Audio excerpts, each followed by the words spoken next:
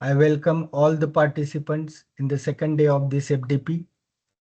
I am delighted to introduce our esteemed speaker, Dr. Manjot Kaur, CNRS researcher at Grenoble, France. Dr. Kaur is an accomplished scientist specializing in the electrolysis, nanomaterials, and clean energy technologies. She earned the PhD from IIT Roper and carried out the advanced research at University of Petersburg, the National High Magnetic Field Laboratory, USA. Currently dealing with the non-precious metal catalyst for alkaline ion exchange membranes fuel cell, focusing on the hydrogen oxidation reaction. In postdoctoral research, she conducted the 65 plus synthesis of functional carbon supported non-precious metal nanoparticles for the water electrolysis. With 18 research publications, numerous conference presentations, and several awards, she has made the impactful contribution in the water electrolysis, fuel cells, photocatalytic hydrogen generation, and 2D nanomaterials like graphene. Dr. Manjud has served as assistant professor and is an active reviewer for the leading journals such as ACS Nano and Chemistry of the Material. So I welcome you, ma'am, for this first session of the day 2 FDP. Now you can share your screen and the stage is yours. Good evening to everyone. Thank you, sir, for the very generous introduction. Um, I'm very happy to share my experience and overall um, my all life experience in research with all of you. So let's get started.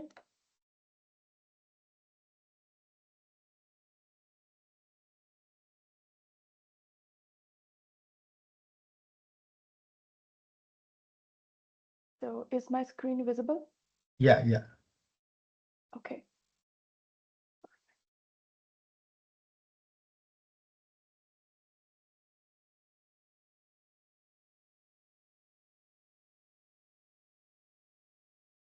Okay. So yeah, I'm very excited to share all this experience with all of you. Thank you for having me as a part of this day 2 on Atal Online 6-day faculty development program. So the topic of my presentation is the hydrogen spectrum. We will be exploring the different pathways of production of hydrogen and how they are impacting the real world applications.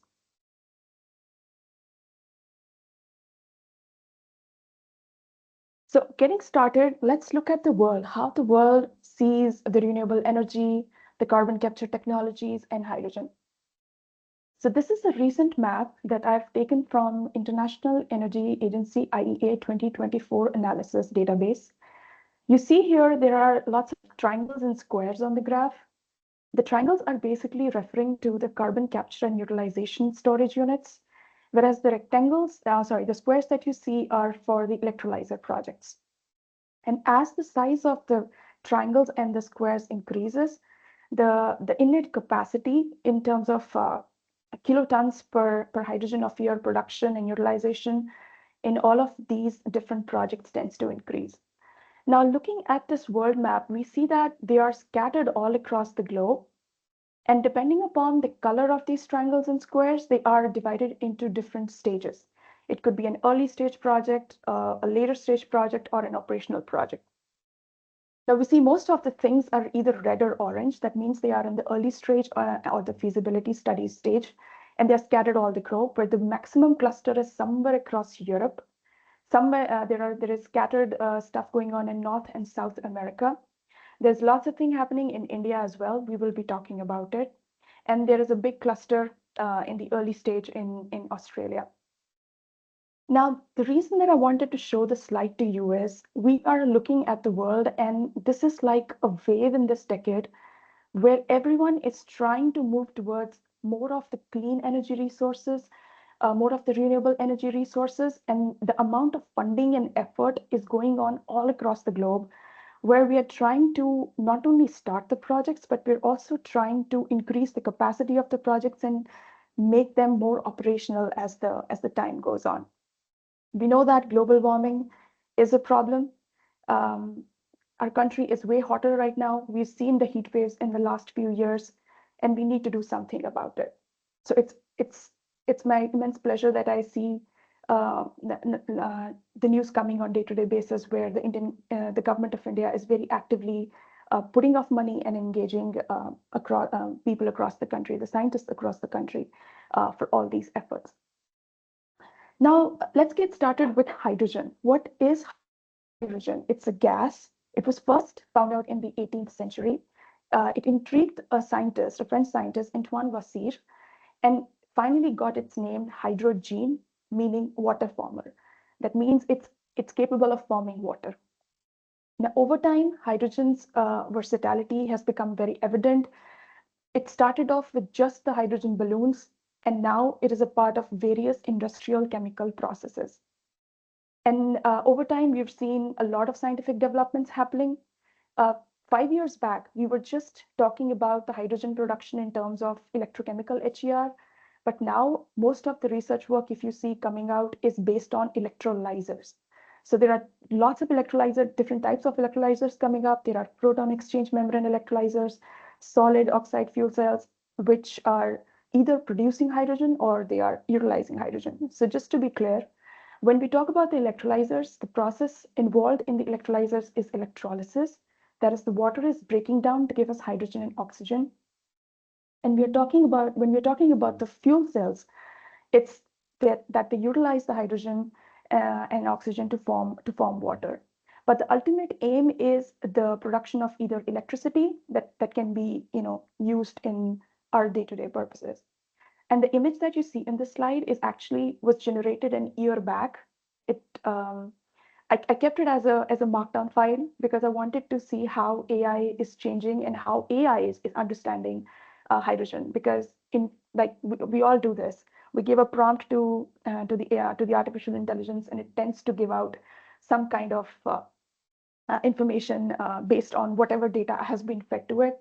And it seems that in year back, it could not spell electrolyzers or electrolysis properly, but okay, it has an idea that hydrogen is something which is related to the chemical world and production of energy. Okay, so now why hydrogen and why now? We know that we want to move towards more of the renewable energy resources. We are not only running short on the non-renewable resources, but we also want to be more of energy independent and energy efficient. India has its own energy goals. We want to be non-fossil electricity by 2030. We want to be energy independent by 2047, which would mark also the 100 years of our country's independence. And we also want to be free from the carbon emissions, or we want to have net zero emissions by 2070. Now, the bar chart that you see here is basically referring to the sources that are responsible in today's world for production of maximum amount of hydrogen, where we have most of it is coming from, say, natural gas or coal or steam methane reforming. There could be some change of ratio or shift value in between reforming and natural gas for hydrogen production. And there are certain other 1% methods, probably electrolysis, and other methods that are still gaining traction, and they are gaining traction in this decade, particularly as I've seen the research move forward. So why do we need hydrogen? It's a clean energy carrier. It bridges the renewables and industry, and it's versatile. It's gaining a lot of traction in all the different sectors, starting from refining, ammonia synthesis, chemical processing, transportation, electricity generation, and also the storage. Now let's look at the properties of hydrogen as compared to the other energy resources. The table that you see has been taken from a literature report where the properties of hydrogen have been compared with gasoline, diesel, methane, propane, and ammonia. There are different properties mentioned here, but we would be discussing a few of them, starting up with the molar mass. The molar mass, as we know, it's just 2 grams per mole. But if you look at gasoline, diesel, and other resources, the molar mass is way higher. So which means that hydrogen is just a two atoms molecule, which has a single bond in it. But that single bond is storing tremendous amount of energy. And for having that energy, for the production of that energy, we will have to treat hydrogen in different ways depending upon we want to be able to use that energy source for. Now the density, which is a problem in this case for the storage of the hydrogen, it's extremely low. It's like 0.09 kilograms per meter cube, whereas for gasoline, diesel, and other things, it is low, but hydrogen has the lowest density. Where the low heating value and the upper heating values for hydrogen are relatively higher as compared to the other energy resources. That's why it is also gaining a lot of importance, because the smaller molecule is capable of giving us larger amount of energy when it is put into some kind of chemical reaction. And also the flammability limits are, the range is pretty high, which is like 4 to 75% volume percent, which means that an atmosphere with a concentration of about 4 volume percent of hydrogen is capable of causing fire, which is a problem which we'll be looking into, and definitely there is lots of research going on. So there are certain other factors that have been compared over here, like octane number is also another very important factor which we consider or discuss when we are trying to understand the amount or the fuel value of a material. And for hydrogen, it is greater than 100, slightly lesser than ammonia, which is 130, but it's still a reasonable value. Now, all of these values that you see here, in terms of providing us energy, the values are more suitable than the values mentioned for gasoline, diesel, methane, propane, ammonia. With the only red flag here is for the density. Since it's a very light gas, that's why it was used in balloons. It's capable of rising up high in the atmosphere. The density is very low. So the storage is a concern that needs more addressing on in the future research process. Now, a summary of looking into the supply and demand. You see a beautiful pictorial representation here. All the supply resources are present above this black line. It could be coal, natural gas, biomass, renewable sources, including solar PV, hydro, wind, nuclear, or electrolysis. But any kind of hydrogen produced from any kind of these resources is equally capable of being used in transportation. It can be used for commercial purposes, for residential purposes, and even for chemical synthesis processes and designs, and definitely in the fuel cells. So like I mentioned, in the electrolysis, we have the production of hydrogen, and in the fuel cells, we are capable of using that hydrogen. And also you see here is it's a big white ball, which is basically a liquid hydrogen storage. And you see here that the pressure mentioned on this white ball is like 90 psig, which is extremely high pressure. This is just one representation of hydrogen storage material, hydrogen storage tank, which can store the liquid hydrogen. There are numerous other technologies that have come up, and they are like, some of them are even confidential because it's a flammable material, and constantly the different economies across the world, especially in the developing world, are competing at a good range right now. We know that China has a lot of technology, and the countries are competing in having the best of materials and the best of technology for production and storage of hydrogen. Now, there are different hydrogen production technologies. Starting with the fossil fuel resources, we have steam methane reforming or steam reforming. There is autothermal reforming, there is partial oxidation, dry reforming, hydrocarbon reforming, hydrocarbon pyrolysis. We will be discussing these terms in the next slides to have more detailed understanding how the hydrogen is produced from the fossil fuels. And there are renewable energy resources. They can be from water splitting, causing the splitting of water. They can be from the biomass. And the biomass resources are the sources that have gained a lot of importance in this decade, not only for hydrogen production technologies, but also for the carbon capture technologies. And there are a lot of research groups working across the globe. They want to pair hydrogen production along with the carbon capture to be able to come up with the business models that can perform both the jobs of being able to produce hydrogen from the renewable sources and also being able to capture the carbon dioxide that is produced as a byproduct from these resources. Now, in terms of water splitting, if it is in the presence of the light, it is called photolysis. If heat is causing the splitting of water, it is thermolysis. And if you're using electricity and an electrochemical concept for the cleavage of water, it is electrolysis.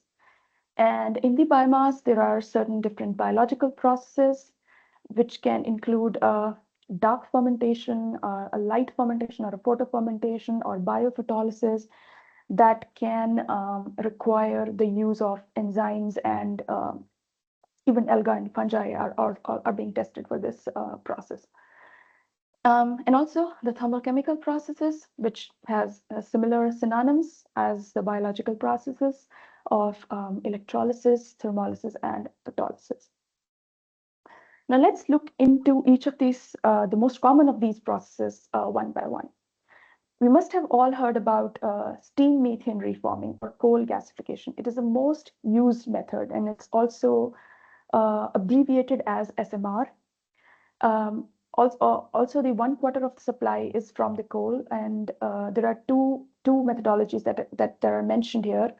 One is steam methane reforming, that is the steam, which is water, is made to react with the methane, which leads to the formation of syngas, which is CO plus H2. A syngas is a mixture of CO and H2. It's a reversible process, and it's also an energy-consuming process. You need to provide some heat in the presence of some catalyst for this process to move on. And once you have the syngas in the further steps is capable of further reacting and giving us carbon dioxide and hydrogen, which is an exothermic process, and this is also called as the water gas shift reaction. And steam methane reforming basically takes place at very high pressures, like 3 to 25 bars of pressures. And since it is an endothermic process, it also requires some amount of heat, and the heat can vary from, like, say, 700 to 1000 degrees Celsius. So it's an energy intensive process. So this is steam methane reforming, and coal gasification is also considered as a part of it, where you are just exposing the coal to oxygen and steam, which would ultimately lead to the formation of the syngas. And syngas would further react to produce hydrogen and CO2. Now, it can be either methane, or it can be either the carbon from the coal. And this is how the reaction methodology goes in case of steam methane reforming and coal gasification. Now, you see from the reactions here that there is production of carbon dioxide, although we get a good amount of hydrogen from this method, but there is constant production of the carbon dioxide as well. And we know that carbon dioxide is a greenhouse gas. So if this methodology is accompanied by the storage of carbon dioxide, or the capture of the carbon dioxide that is being produced in this process, along with production of hydrogen, it's a more viable strategy. It is called CCUS, accompanied with hydrogen production. And if you are just producing or just capturing hydrogen from this process, that hydrogen captured is basically called the gray hydrogen. But if you are also capturing CO2 in this process, then the hydrogen here is called, and the produced hydrogen here is called as the blue hydrogen. So here's a pictorial representation where you are either steam methane reforming, the water gas shift reaction happens, and then there is syngas purification unit. You may have to purify, because if the methane is not pure, or the carbon source is not pure, there could be some other byproducts produced in this process. And finally, you have to purify it to be able to get hydrogen that can be compressed and stored by different methods. Now, the method that we are mostly interested in is electrolysis. And because electrolysis, as in the electrolysis of water breaks down to give us hydrogen and oxygen.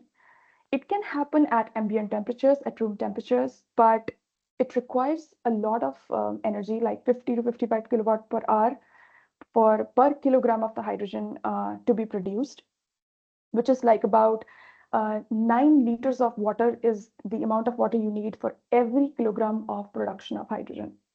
So the electrolysis will be performed in electrolyzers.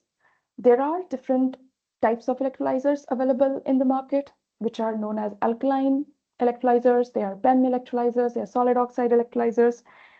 But just to understand the basic physique or working of an electrolyzer, we have a pictorial representation here. This is like an electrochemical cell or unit, which has a cathode, a catalyst-coated cathode, and a catalyst-coated anode. Water is supplied both to cathode and anode. There is production of hydrogen on the cathode side, and there is production of oxygen on the anode side.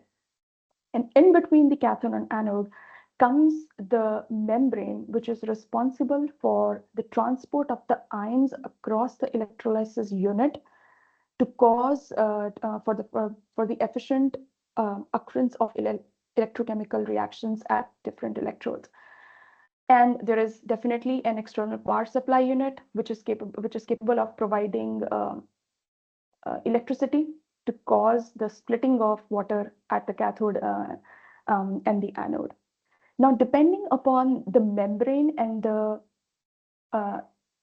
electrochemical liquid that you use in these electrolyzers, these electrolyzer categories have been categorized or they have been defined. So in case of an alkaline electrolyzer, the membrane and the electrolyte that you use are actually basic in nature. That means they are composed of mostly the hydroxide ions.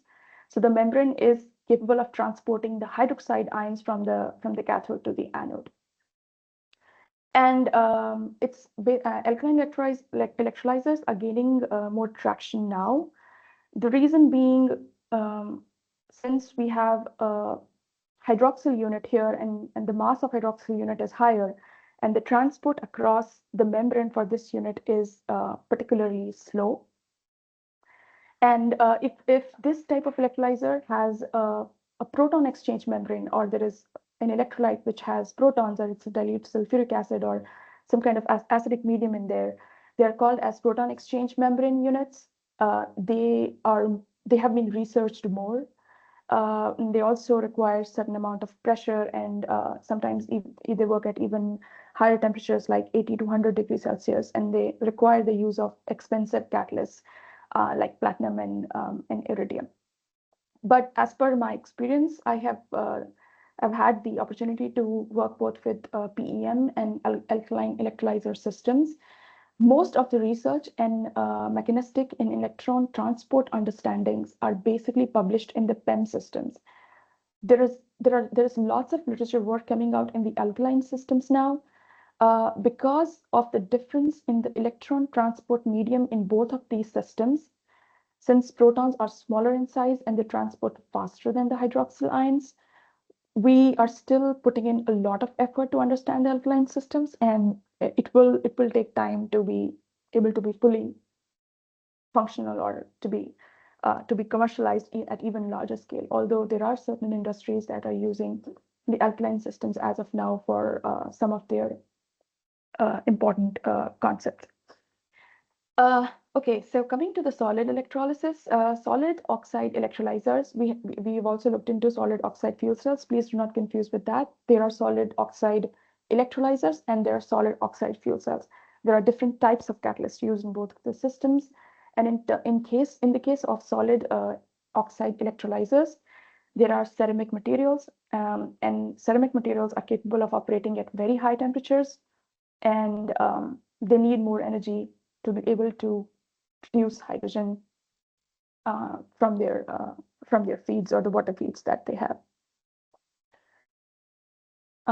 So there are other methods for production of hydrogen. Okay, so I forgot to mention the hydrogen that is mostly produced from the electrolysis is called green hydrogen.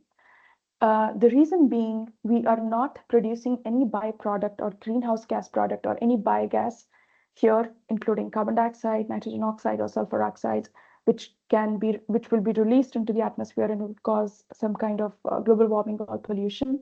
So therefore, this is the future, the electrolysis. That's why a lot of funding and money is going into electrolyzer concepts as of now.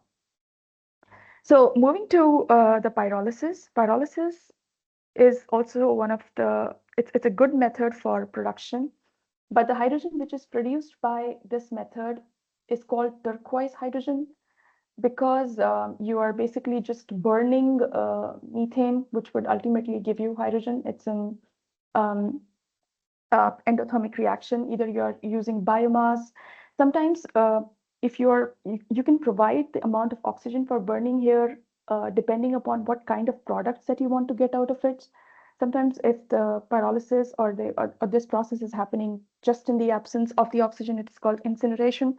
And depending upon the amount of oxygen, different products are produced, and they can be, it can even lead to the generation of syngas or something, which would ultimately have to be separated to separate the desired gas, which is hydrogen, from all the products that are produced in the pyrolysis concept. And the produced gas has to be separated to be stored. Okay, so then there is thermocatalytic water splitting. Thermocatalytic water splitting is more of using catalysts in open containers. It is something like photocatalysis, but the only difference between photocatalysis and thermocatalytic process is that photocatalysis uses the light, and thermocatalysis process can use the same type of catalyst, but in the presence of just the heat. So it is capable of production of hydrogen and oxygen, and different type of oxide materials can also be used in this. Whereas in case of the photocatalysis processes, we would more of being interested in the catalysts that are capable of absorbing either the visible light or the UV light. Okay, so now that we've looked into the different concepts for hydrogen production, different methods, they have been summarized here in this slide, from steam methane reforming, water splitting, biomass conversion, photobiological and photoelectrochemical processes, thermal gasification, thermal decomposition, and thermal cracking. All of these methods have certain advantages. They have certain challenges. They are based on the use of different energy resources, what have been used as a energy resource to support that chemical process. They are also categorized based on the different feedstock. Their efficiencies are separate.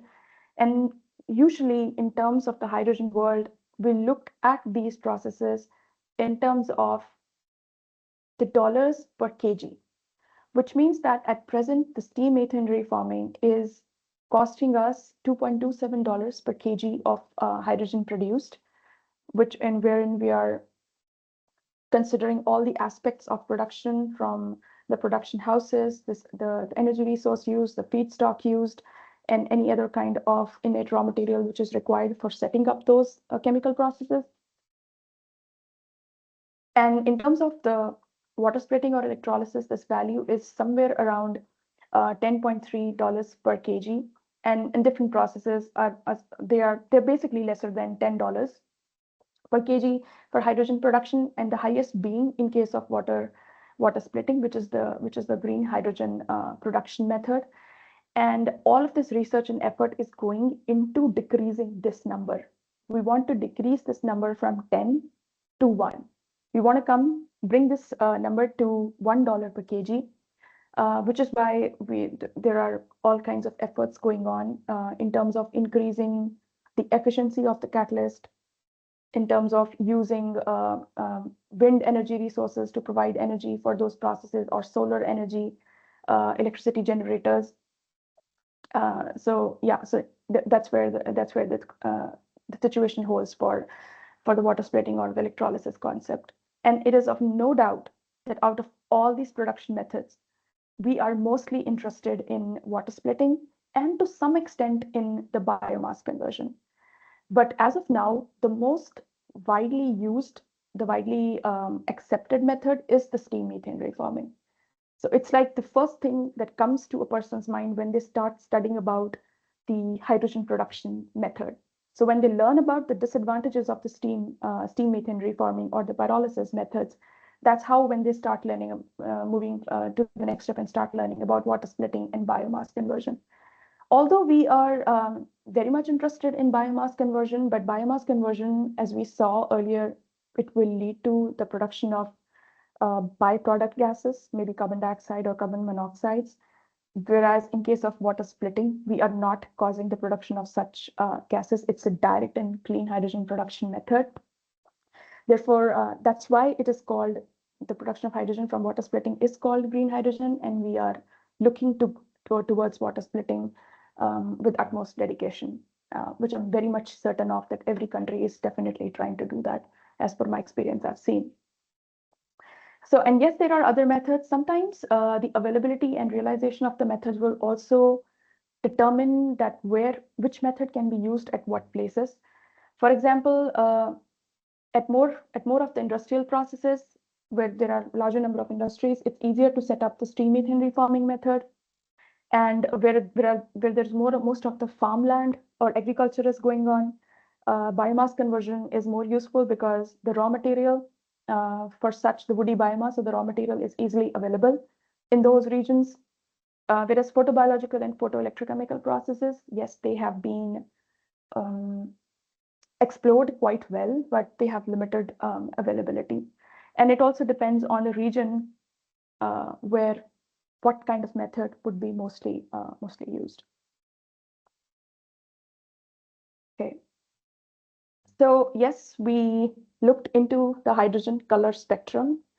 I'm showing you the main 4 here that we've talked about so far, but there are 7 to 8 more colors of hydrogen that have been mentioned in the literature, depending upon the production method. The one very noted method that I can mention here is that it's the pink hydrogen, which is basically coming from the nuclear production methods. So that just to recapitulate, just to revise here. So if it is gray hydrogen, it is from steam methane reforming. The source is natural gas, and the carbon footprint is high. The amount of carbon dioxide produced is high. And if it is the blue hydrogen, which is steam methane reforming with the carbon capture and storage, it has moderate emissions because we are still trying to capture some amount of CO2 which is coming out. From the methane pyrolysis, it's the turquoise hydrogen.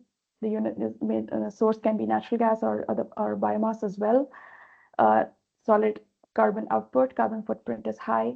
And green hydrogen, which is from the electrolysis, sources can be solar and wind, and there are zero emissions. And as per my experience, from what I have seen, and I've actually also done very handily in my research career so far, is that we had a very small electrolyzer that we connected with a small solar unit that we actually bought just from Amazon. And we just placed that solar unit on a very sunny day outside and connected the electrolyzer to it. And we could see some bubbles coming out of the cathode, justifying the formation of hydrogen. But since it depends on the sunlight, when you get sunlight, your solar panels would be of more use to you. So there are certain shortcomings depending upon the natural resources, but definitely more of those units can be set up in highly sunny areas to make the best use of the nature's gift to us. While the different colors of hydrogen, they may come from different resources and they can be also isolated in different ways, but it's important to note that these color designations do not refer to any differences in the resulting hydrogen's characteristics or uses. So any color hydrogen that you're getting, it is hydrogen. It is going to work in the same way that you want to use it, or wherever you want it to be applicable. Okay, now since we've talked about catalysts, it's the sole role of the catalyst that would be responsible for the production of hydrogen. And the best catalysts that are available are the metal nanoparticles. Now, the metal nanoparticles are further divided into noble metal catalysts and non-noble metal catalysts. Please excuse the spelling here. Actually, I took it from a literature report, and I just realized that they've written the spelling of the noble wrong. Okay, we're more interested in the uses of these materials. So, looking at the noble metal catalysts, platinum, palladium, and ruthenium. they have been explored extensively in proton exchange membrane electrolyzers. Now, as much as use of they are to us, they have certain advantages and disadvantages. The good advantages are they have higher surface area, they have unique electronic properties, and they are highly stable. And because they are noble, they are able to face the harsh conditions of acidic environments in proton exchange membrane electrolyzers. And they are very good in facing those conditions and providing us with high activity and durability. There are very few disadvantages related to them, which is the high cost. Definitely, we know that platinum jewelry, if anyone is aware of, is very costly. And definitely the availability is also a concern, because these days, if you have seen the recent news, the countries are fighting over the critical materials, the metal materials. It's all over the LinkedIn or some kind of scientific journals that most of the countries are now investing more of money and effort into being able to capture these metals, and they are exploring across the globe wherever these resources are, and they can have the metal storages to be able to support the newer technologies that are coming over the next few decades. Now, there are non-noble metals. The non-noble metals are basically nickel and cobalt. I've extensively worked with nickel, and I've synthesized a lot of times nickel, molybdenum, composite materials with carbon, and tried to use them for alkaline electrolysis, have been successful in those electrolyzer reactions. But the only concern or there are certain disadvantages related to the use of nickel and cobalt, which is the lower activity. And the surface of these metals is more susceptible to corrosion and oxidation. They lead to the formation of nickel oxide, cobalt oxides pretty fast. The stability of these metals is not that much high. At very high temperatures, they tend to not behave properly in the electrolyzer setups. They have lower selectivity, and they're not that selective to the production of certain types of products. The toxicity is also a concern, and they have limited resistance to the catalyst poisoning, because in my experience, the nickel catalyst that we used, and mostly what we use in the labs, is even if you're working with a potentiostat, you use Nafion ionomer. But most of the ionomers that can be used with nickel in the alkaline ionomer setups, they are in the early stages of development, because of which they are poisoning the surface of the nickel catalyst, and the activity of those electrolyzer units or the alkaline units is not that high. This is like my personal experience that I'm sharing with you. And also, working with nickel itself is a concern now, because in my recent experience in a research lab, nickel is considered a CMR agent, which is carcinogenic, mutagenic agent that can cause cancer, that can cause mutations in your body if you're not protected yourself or exposed yourself to nickel over a very long period of time. Usually, in our certain lab practices, we do tend to expose ourselves to metals by not covering our hands with the gloves or things. I would urge to look into this in your respective labs, or even if you're working in some institute, to take care of certain concepts, because these materials are capable of causing mutations in your body, which is not something which will happen suddenly in your body. It will, if you've been working over the period of 10 to 15 years, you will see the results of exposure over that period of time. And to some extent, those results can be incurable as well. So it's good to take precautions if you're working in the chemistry labs. Now, there are certain advantages also related to it. They are good alternatives to the noble metals. They are low cost, they are cheaply available, and we have good reserves, good amount of reserves for nickel and cobalt. There are lots of case studies demonstrating the effectiveness of nanostructured catalyst. We see lots of publications coming where metal nanoparticles are used for water splitting, where we have the nickel nanoparticles supported on some kind of carbon material. It could be graphene oxide, reduced graphene oxide, or Ketrit black, any kind of carbon. We have metal organic frameworks for water splitting, and mostly the MOF-based catalysts are synthesized, pyrolyzed, and then we use those doped, carbon-doped materials for water splitting processes. And yes, NEMO is a well-known alkaline electrolyzer catalyst. It's very, very good, and to some extent, if used properly, it can give us the activity which is matching those of the precious metal catalyst activity. There are lots of 3D frameworks that are being used, and yes, there is research going on. In constantly, the efforts are being put to have catalysts that are cheaper, highly active, and less prone to oxidation under the conditions where we want to produce green hydrogen from them. So coming to the hydrogen storage methods, there are different storage methods. They have advantages and disadvantages. We have compressed gas storage. It is capable of high energy density, but for compressed gas storage, we have to put in a lot of energy. We need heavy duty storage containers like the one I showed you in the beginning, the big dome. You need to be constructing those domes and be able to understand the storage of hydrogen in those domes. There's liquid hydrogen storage. If you want to store a gas in the liquid form, definitely we need to cool it. For that, we need cryogenic storage, which is cooling it, and cooling will also require lots of energy because that's how our refrigerators work, right?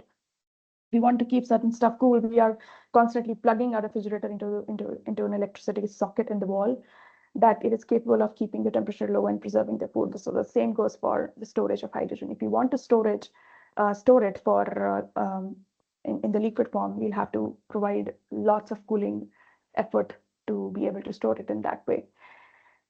Metal hydride storage is there, where metal hydrogen bond is responsible for the storage. There is chemical hydrogen storage, and now there are certain points that could be emphasized in terms of chemical hydrogen storage, because if you're chemically storing the hydrogen, then there comes a question of how that chemically stored hydrogen would be released for its use. So hydrogen release efficiency comes into light under those conditions.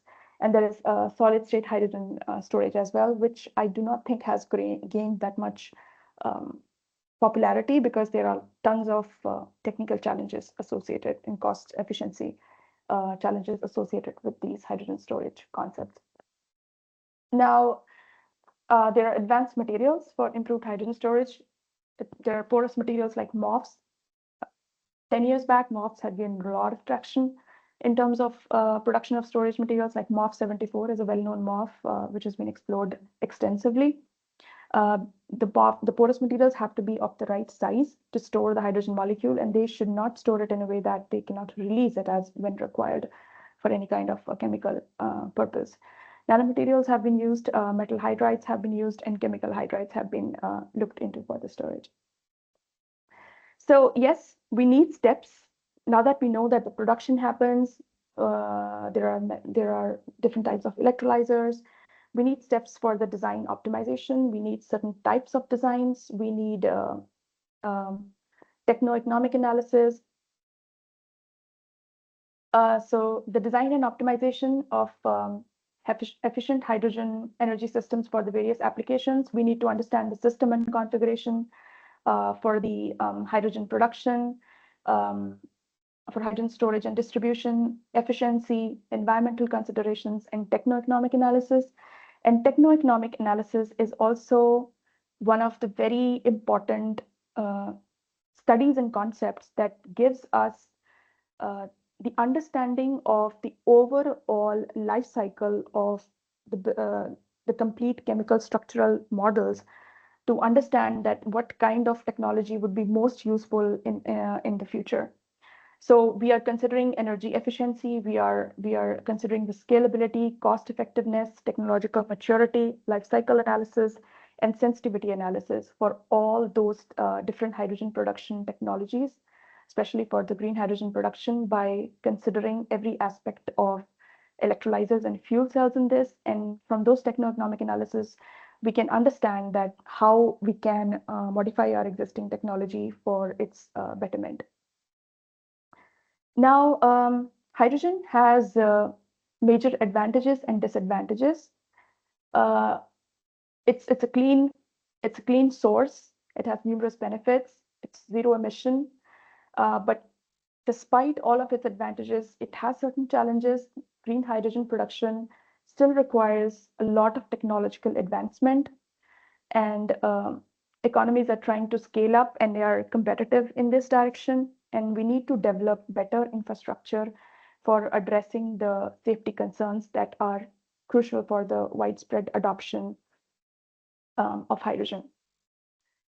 So why do we want to use hydrogen fuel? Once again, it's revolutionizing the energy landscape. It's the impact of production methods on energy density it's not much of the impact. It's basically, it has a very high energy density, which is ranging from 120 to 142 millijoule per kg, which means it's a powerful punch in terms of energy storage per unit mass. And its heating value is also very high. And the volumetric energy density is, although low, but it's significantly more volume is needed to store the same energy as the conventional fuels.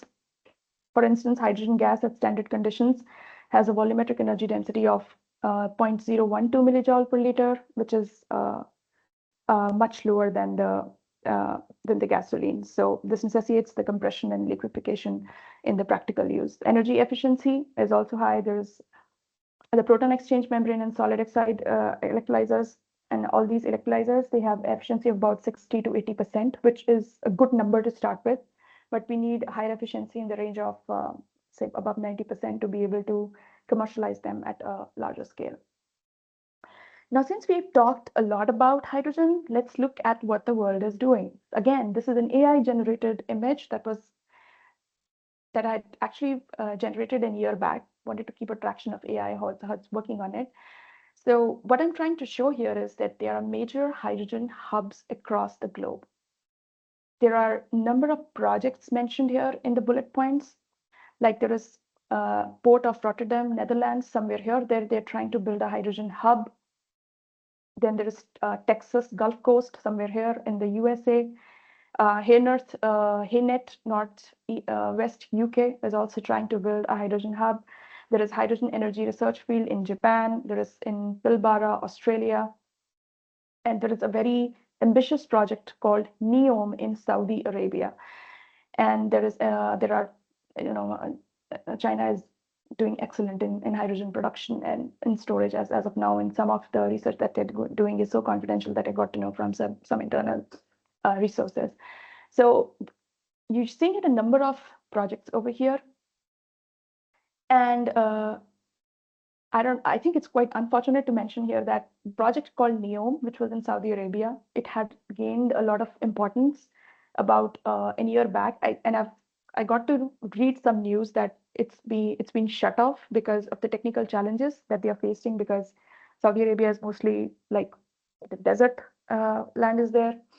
So, but still, there are different countries and newer concepts coming up where the hydrogen hubs, as in the hubs that would be responsible for production of maximum amount of hydrogen and to some extent supply that hydrogen to the world. Okay, there are technologies and market trends associated with hydrogen. There are electrolyzer technologies, fuel cell technologies, hydrogen storage and distribution technologies, carbon capture and storage technologies that are attached with hydrogen. So it's just not the hydrogen. There are many other technologies that are related to hydrogen, which would ultimately help in scaling different types of technologies and different types of markets associated with those technologies. Now, this is a report from McKinsey and Company, in which they say that by 2050, there will be extensive and deep trade links present in the world, which could connect the world. Basically, it's a global hydrogen trade could emerge to connect the different centers for the resource-rich export hubs. You see here a world map. There are different shades of gray and blue. The lighter the color is the region that produces more than it consumes. That is, these are the regions that could produce more hydrogen than they consume. The darker the colors are the colors where the regions which will consume more hydrogen that they produce. So definitely the supply and demand works like that. The regions that are producing more than they need are going to capitalize it by sending it off to the regions that need more. So, this is how the trade would move around the world in terms of the hydrogen market. So it's a well evolving market, and it's expected to be producing a lot of trade in the next 2 to 3 decades. Now, we've seen methods for production of hydrogen. There are certain methods that would produce hydrogen dedicatively, that is, hydrogen is the sole product. There are certain methods that would produce hydrogen where hydrogen is a byproduct. Now, depending upon the products that have been come out from these resources, you can have demands of pure hydrogen, or you can have demands for hydrogen mixed with other gases. So like refining and production of ammonia and transport are the sectors that would require the hydrogen in the purest forms, whereas the generation of methanol and certain other chemical or industrial processes might require hydrogen mixed with the other gases. So depending upon your production resources, there's definitely going to be a flow of demand happening on the other end, where it could be the pure hydrogen which is needed in certain sectors, and it could be the mixed hydrogen needed in the other sectors. This hydrogen chain value has been taken from IEA, International Energy Agency. Again, the global annual demand for pure hydrogen is going to increase. It's a little outdated graph, but it was expected to be like in 2018. The amount needed for refining is definitely increasing. The amount needed for ammonia is increasing, and there would be certain other demands. So there's a continuous increase over the years for different hydrogens.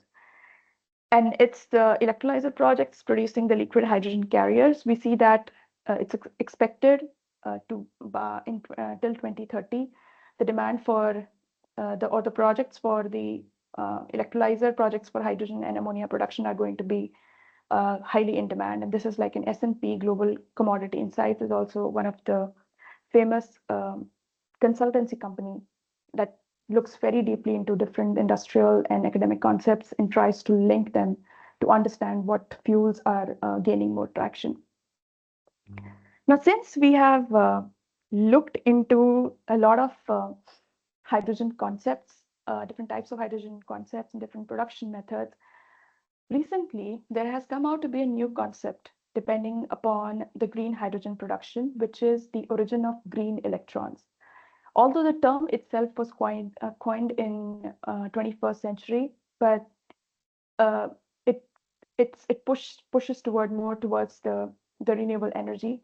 That is the electricity that you are producing from the renewable sources. Electricity is what? It's basically the flow of electrons, and those flow of electrons, if they are from renewable sources, are going to be called as green electrons. It's also creating a type of awareness as to what kind of electrons you're using in your home for running your electricity appliances. It has great relevance in today's world. It's pivotal in combating the climate change for reducing the greenhouse gas emissions, and they're also contributing to the energy security by diversifying the energy resources and reducing the dependency on the fossil fuels. And there are technological advancements happening. There are innovations happening in solar panels, wind turbines, energy storage systems, and they make like green electrons more efficient and cost effective. There is tremendous economic impact. It's also creating jobs, and it's stimulating the economic growth. And investments in green electrons are attracting both of public and private funding and highlighting their economic viability. Now, all of this material and the information has been taken from International Renewable Energy Agency and United Nations Framework and National NREL and S&P Global Commodity Insights. These are the well-known international agencies that have been working extensively into bringing new technological concepts that would change the landscape in which these technologies can overtake in the future. Because at present, we are mostly relying on coal for our electricity and various industrial processes. So there has to be some kind of revolutionary understanding as responsible citizens to bring about that change. So this is a McKinsey Insight report where electrolysis is the future of clean energy. And the role of electrolysis is crucial in improving the efficiency and sustainability in clean energies. And the recent advancements in electrocatalyst materials are enhancing the performance of fuel cells and electrolyzers. So here you are looking at two graphs where the x-axis is referring to the years, like from 2020 to 2050. And the y-axis is basically the metric ton per year of the hydrogen equivalent or hydrogen. And we see here that the net zero demand is the net zero, which is like this orange or the pink line is it's kind of increasing exponentially till the year of 2050. And the requirement or the demand for the gray hydrogen is fading. Okay, so the global clean hydrogen demand outlook is increasing, and then the global gray hydrogen demand outlook is supposed to kind of fade away by the year of 2050. That is like expected to be the trajectory depending upon the advancements that are happening. Okay, so coming to the conclusion, we looked into the key concept of clean energy transition. Why is it needed? We want to reduce greenhouse gases and combat the climate change. And we also want to bring about a major change in the market trends, electrolysis, and hydrogen production. And there is a constant encouragement to pursue opportunities in the clean energy sectors. And in the light of this, there are a number of consultancy and smaller industries or companies are coming up in the metropolitan cities across India, where people are looking more forward to the greener pathways. Every now and then, I hear news or I see a kind of a very famous verified news article where some kind of techie left their very high-paying job and they ultimately moved to a farmland somewhere near Bangalore or somewhere near northern India, near Delhi, Gurgaon, somewhere, and they set up their own biomass plant or some kind of different unit where they are able to practice the green energy technologies and serve, let's say, the farmers of those regions, or they are taking in some kind of smaller projects from the government, which government is supporting these days to a larger extent. If you have an idea that would be supporting the goals of clean energy required for India's net zero mission. Now, coming to our country's focus on this, we have a national green hydrogen mission. We have a very ambitious mission that we need to fulfill as a country. You see a beautiful image here. It has been taken from the website of National Green Hydrogen Mission. The link is provided here in the footnote. What you see behind, if you see this big metal case with big nuts and bolts, is basically a big electrolyzer. We need 5 million metric tons of clean hydrogen by 2030, which is going to produce lots of jobs and abate a lot of carbon, 50 million metric tons of carbon.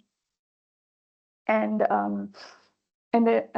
our government is ready to invest over 8 lakh crores of investment.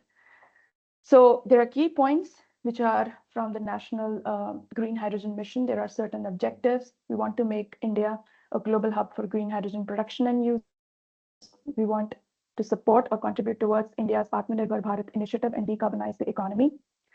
There is demand promotes exports, domestic consumption of green hydrogen. And there are certain incentives, there are financial incentives which would be provided to the industry so that they are using more of electrolyzer technologies, which is worth a lot of money, as mentioned here. There are pilot projects coming up, such as low carbon steel, mobility, and shipping projects that would require the use and emission of lower carbon. There are green hydrogen hubs. There is a lot of policy and infrastructure going on. They're trying to waive the interstate transmission charges for renewable energy for hydrogen production.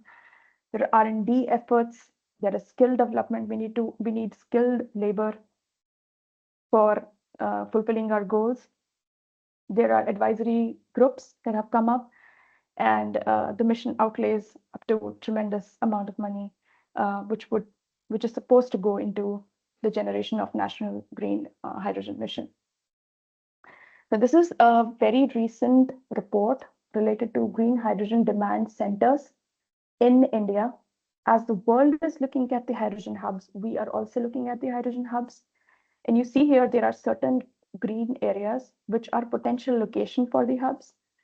And they have been selected to be the location of the hubs depending upon the amount of raw material, cheap raw material they can provide for the production of those technologies over there. For example, as far as my understanding is concerned, like Nangal has a Bhakra water dam. There is a dam, Nangal Bhakra water dam. Yeah, that's it. That's it is. And it's a great source of water that can be used for providing cheap water by setting up a plant in that area. There is a refinery in Bathinda, which is responsible for producing a lot of industrial waste. That's lots of traction going on in that as well. There are refineries in Vadodara, Bangalore, and they have certain water resources. And all of these bigger potential location hubs, they are connected by natural gas pipelines, which is also one of the main points. We are trying to look into the possibility of having the hydrogen hubs. And the main research institutes in these regions like IITs and IISERs and CSIR labs, they are all contributing to these projects as far as my latest information is concerned. So because I've seen my PhDs from IIT Ropar, and I recently saw that the green hydrogen hub in there is, they are setting up actually a different research unit in the IIT where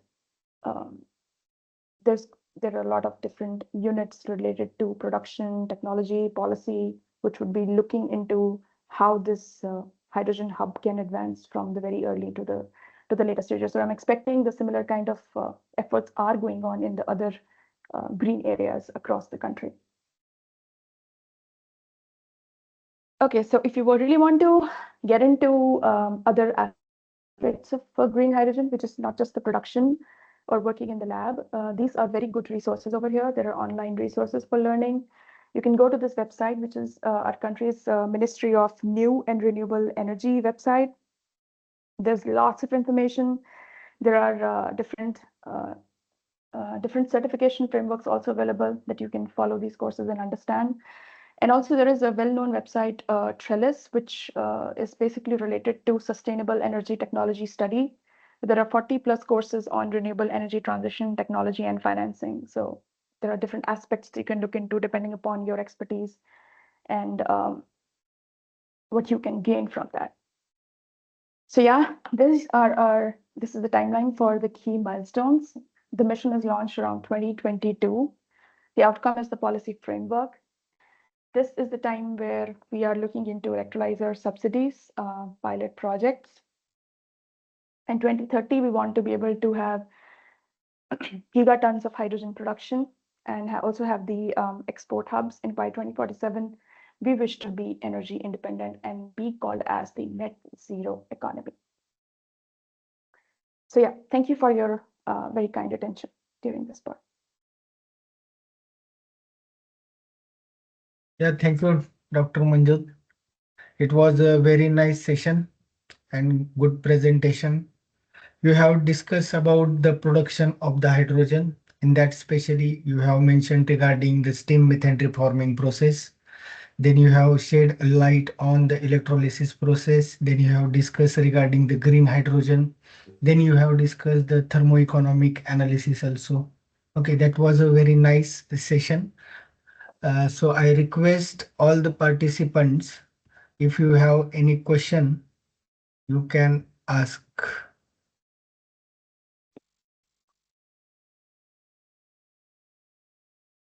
Yes, any question from the participants? Good evening, madam. I am Dr. Jnana Murthy, Anna University, Vilupuram. Sorry, sir. Hello. Hello. Yes, I can hear you. Hello. Hello. Please one by one. You can ask the question one by one only.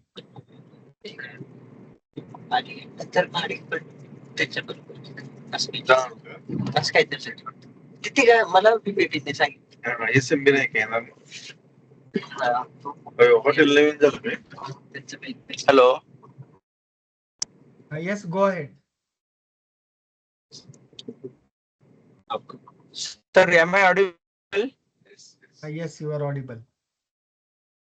Okay. Madam, first of all, it was very informative session.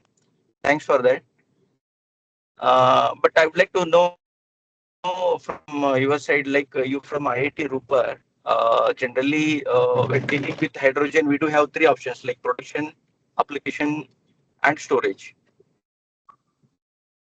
So just I wanted to know what is the facility at IIT Rupar you are having. Yeah. Over to you, madam.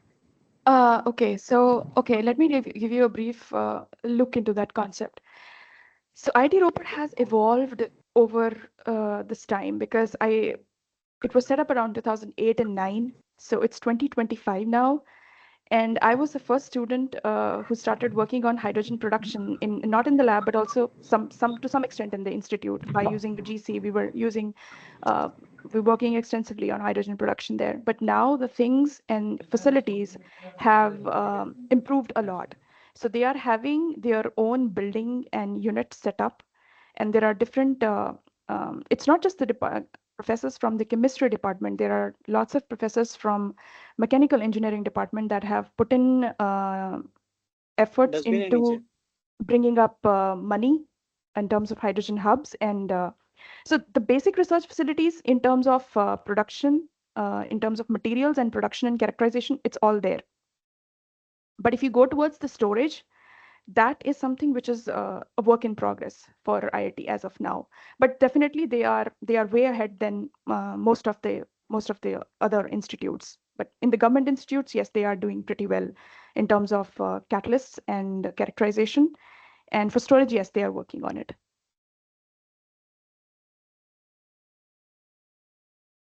Madam. Okay, thanks for the information, madam. Just I wanted to know on the application of the hydrogen, like via fuel cell or ICE engines. So there are facility is there. Yeah, facility is there. Facility is there. Fuel cell electrolyzer facility is there.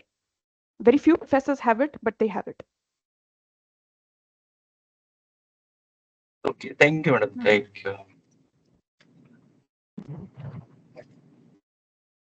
Any other question from participants? Good evening, ma'am. I wanted to ask that commercially, which method is preferred for the production of hydrogen gas? Yeah, thank you for the question. The most viable production method is steam methane reforming as of now, because it's actually in a very mature stage where we are producing most of the hydrogen from steam methane reforming. That's why we want to move away from it, because it is also producing a lot of carbon dioxide. But just to answer your questions, the answer is steam methane reforming or the coal gasification. Thank you, ma'am. Good evening, ma'am. I have one question that for a aspiring researcher in the field of the use of hydrogen fuel in IC engine, what kind of softwares shall we use? Like, I know one of the software is like GT technology from GT Suite is one of the software. So likewise, are there any list of softwares that an aspiring researcher should get an expertise into? Yeah, and thank you. From where one should learn such kind of softwares to be, so that one can dive into the corporate sector from academics? Yeah, thanks for the great question. I've mostly been an experimentalist, so I do not have a direct answer for your question in terms of softwares. But definitely I can look into this, and you can get in touch with me on my LinkedIn, and I can get an answer for you from an expert that I'm in touch with, and then I can give you an answer to that. I'm sorry, I don't have an answer as of now, right now. Okay, ma'am. Thank you so much. Yeah.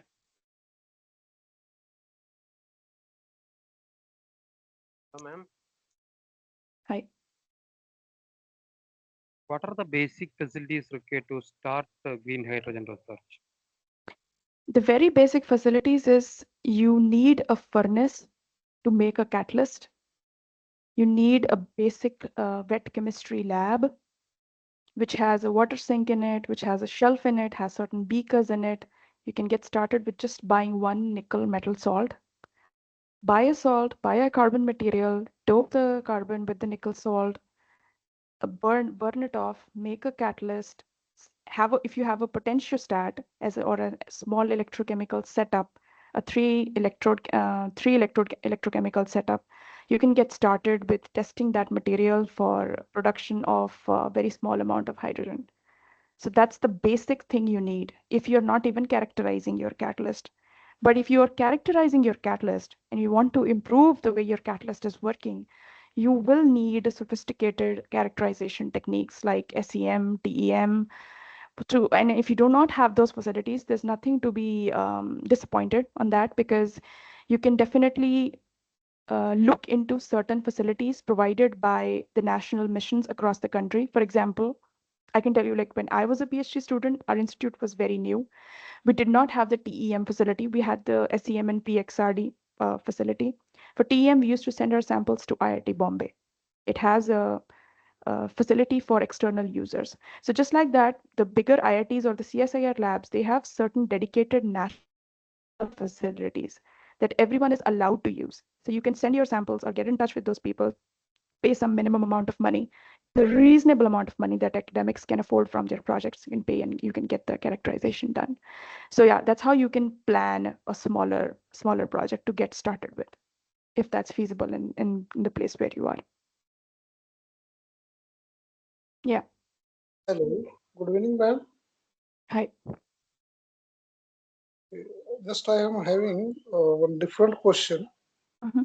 If any vehicle which can be run with the help of hydrogen, then what should be the powertrain and what should be the combination for powertrain? So that's a very specific question. Hydrogen buses and cars are there.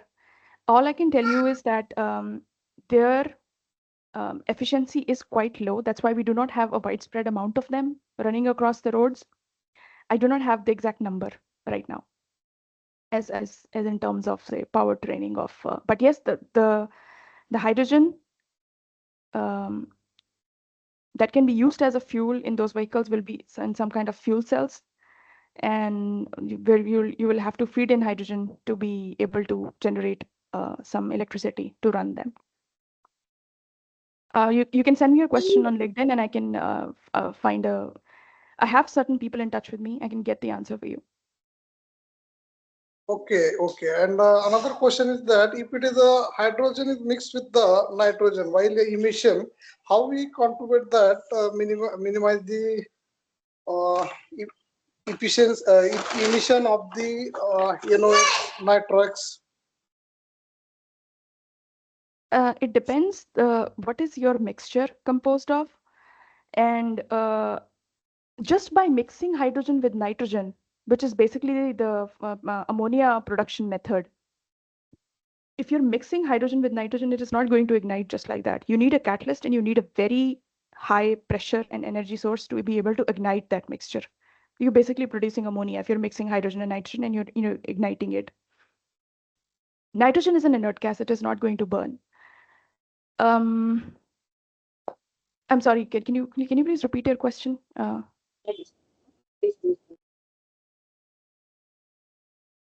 Yeah, someone is asking, or I will continue. Yeah. You can continue. Please continue. Yeah. I'm having that issue. If it is a hydrogen is get mixing with the nitrogen, so might be possibility that combination of nitrous gases which can be emitted into the atmosphere. That if suppose we need to minimization, so how we contribution regarding that? See, if you mix hydrogen with nitrogen and you burn it, there has to be oxygen for the formation of nitrogen gases.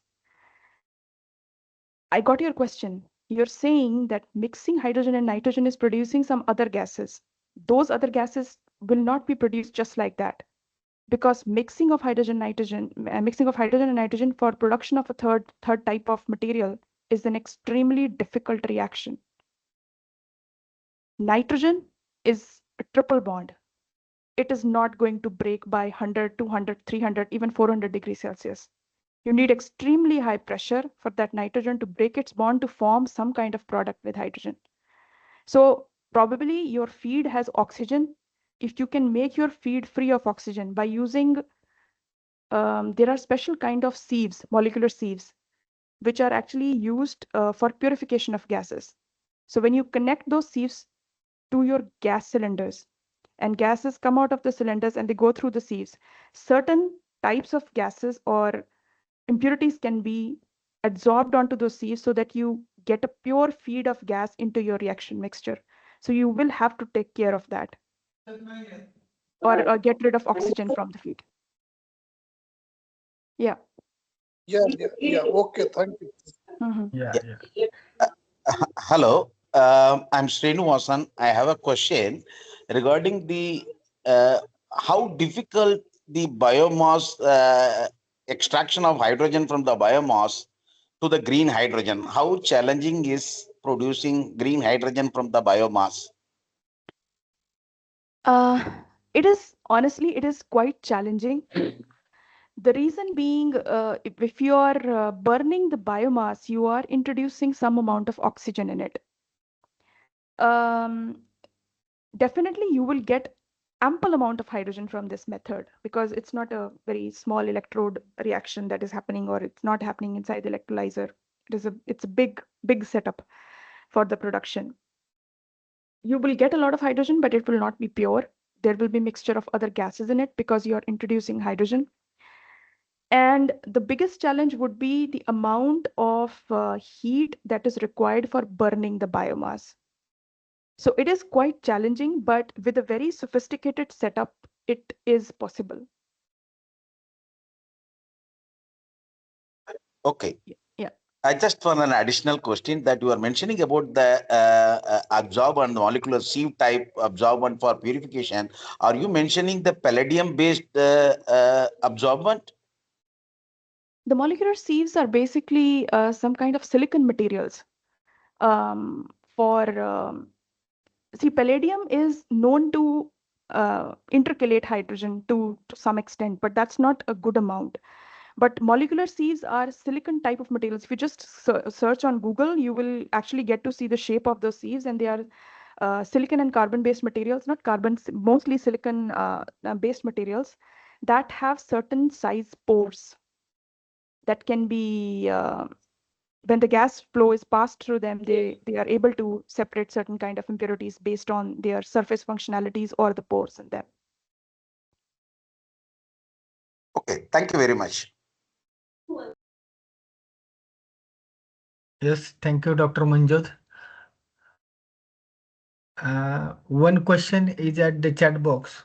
What are the catalysts being used right now?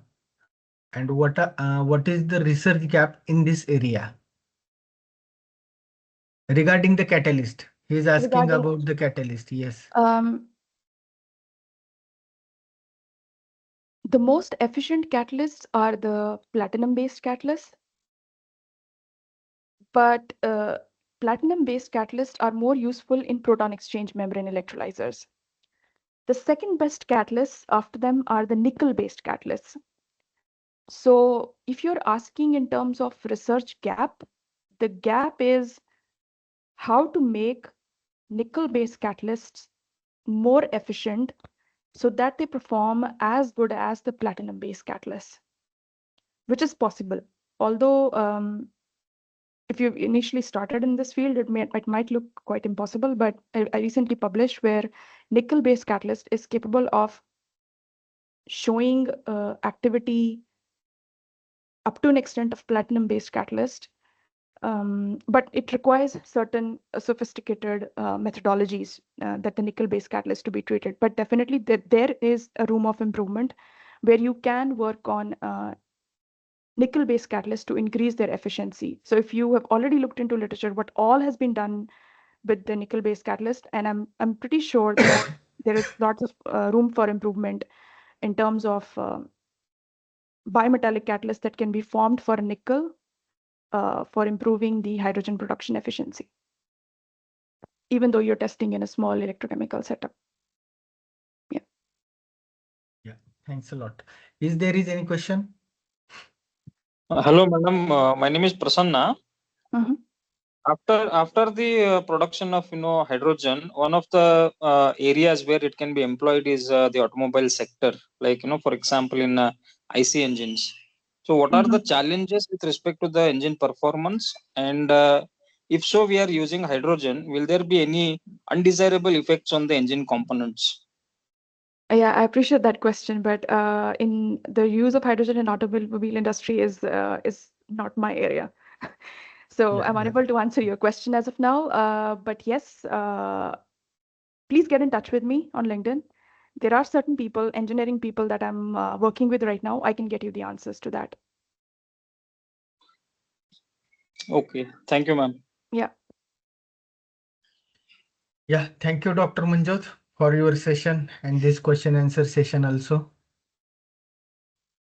Yeah, thank you so much. It was Yeah. an honor to be part of this program and to interact with such esteemed people who are so curious about the things that are going around in the world for improving the world for all of us. Thank you so much. I really enjoyed the session, and Yeah. please enjoy the rest of the session. Yeah. Thank you.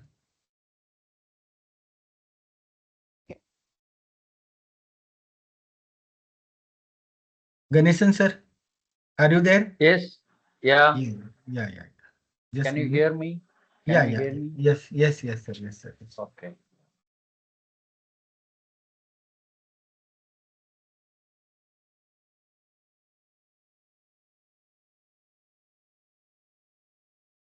Now I welcome Dr. Ganesan sir for the second session. It is my privilege to introduce our distinguished speaker, Dr. Ganesan. Is a leading scientist in the field of hydrogen energy and fuel cell technology. Dr. Ganesan is currently serving as a scientist at Atral Innovation Private Limited, Chennai, an organization dedicated to advancing clean energy solutions for the sustainable future. Welcome, sir. Yeah, thank you. Yeah, Thank you, Dr. Jatar, for introducing me. yeah, Really, I'm very proud to be a part of this program. And I thank Army Institute of Technology for arranging this kind of event. I hope you can hear my voice, right? Is there any yes, yes. disturbance? No, no, Okay. no, sir. Yes. Yeah. Can you see my slides? The full Yes, view sir. is okay? Yes, sir. Yes. Okay. Yeah.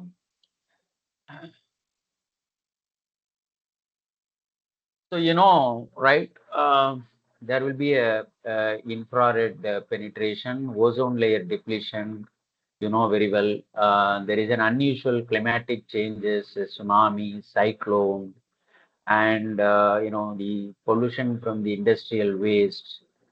These are all basically from the fossil fuels like coal, oil, and natural gas and CHG emissions, all these happenings that we are experiencing every day.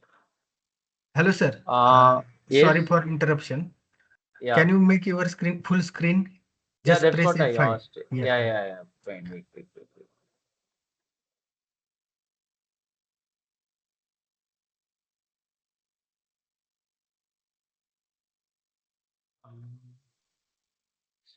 I couldn't view that full screen mode in my PPT. I don't know.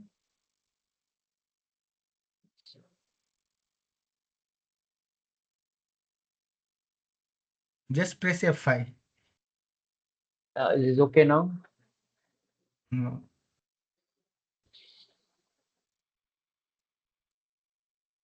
Yeah, fossil fuels. I hope you can see the full view, right? Yeah. You Yeah, can go ahead. the fossil fuels, coal, oil, and natural gas, and industrial pollution, and the vehicle pollution, and the ozone layer depletion due to infrared penetration, and other unusual climatic changes that we are experiencing in the recent days. So the climate change affects, the oil imports. The whole pollution is mainly because of oil, fossil fuels. It accounts at 13,300 crore approximately every day. I mean, every year.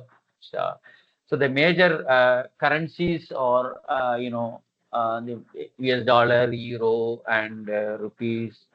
It all depends on the oil imports and exports, right? And our other exports is also playing a vital role in determining the oil imports. and in turn affects the wealth of a nation, and it affects the our natural vegetation and agricultural production and health hazards also. The currency value generally determines the wealth of a nation and the economy, industry development, employment opportunity. It mainly depends on the export and import ratio. It's very, very important. The one country's export should be more than the import. So then only your currency value will be stabilized in the international economical status. It's very, very important. So here, in our case, the oil import is more in our budget. So in turn, it is giving the health hazards and so many, our employment opportunities decreasing. It is attacking our development and wealth, everything. It is a current scenario now. So oil imports insufficient for energy needs, a heavy budget, almost 30% in our budget, and results of pollution and health hazards. So we need an alternate energy source. So we need an environment friendly, cost effective, self-sustainable, none other than our hydrogen energy. And it has a potential to replace our current fossil fuel based energy systems entirely. That you know already, because so many sessions you were attending, so you are aware of this. So importance of hydrogen, green hydrogen can fulfill all the energy needs at lower cost, and it could be a domestically producible one. It eliminates the dependence on the other countries, significantly reducing the imports. That's true. So as a result, allocate a major portion of our budget towards the development. We can allocate, we can redirect our budget. It is possible. So we need an ecosystem should be maintained. Our government agencies, public sectors, and academic research and industry. So this kind of collaboration is required. It is well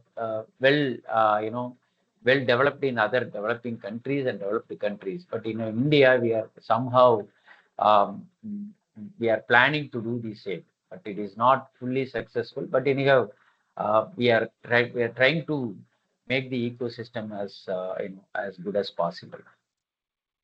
The types of hydrogen based on the color code and the production method and based on the CHG emissions, right? Green, purple, pink. It all depends on the, say for example, the production through. Sorry. Just a minute. I will make them off. Just a minute.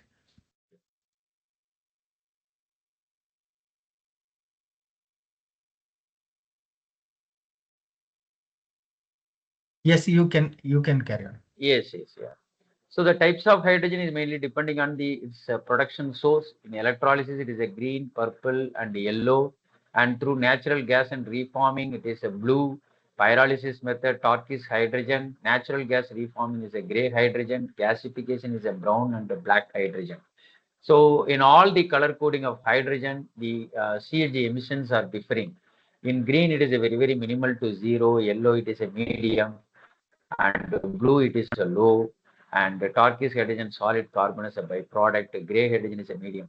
Depending on the color coding, its application is there, and its CHG emissions is different totally. You are aware of this. In globally, the hydrogen consumption by industry is petroleum refining 25, ammonia 55. This figure may be slightly varying now.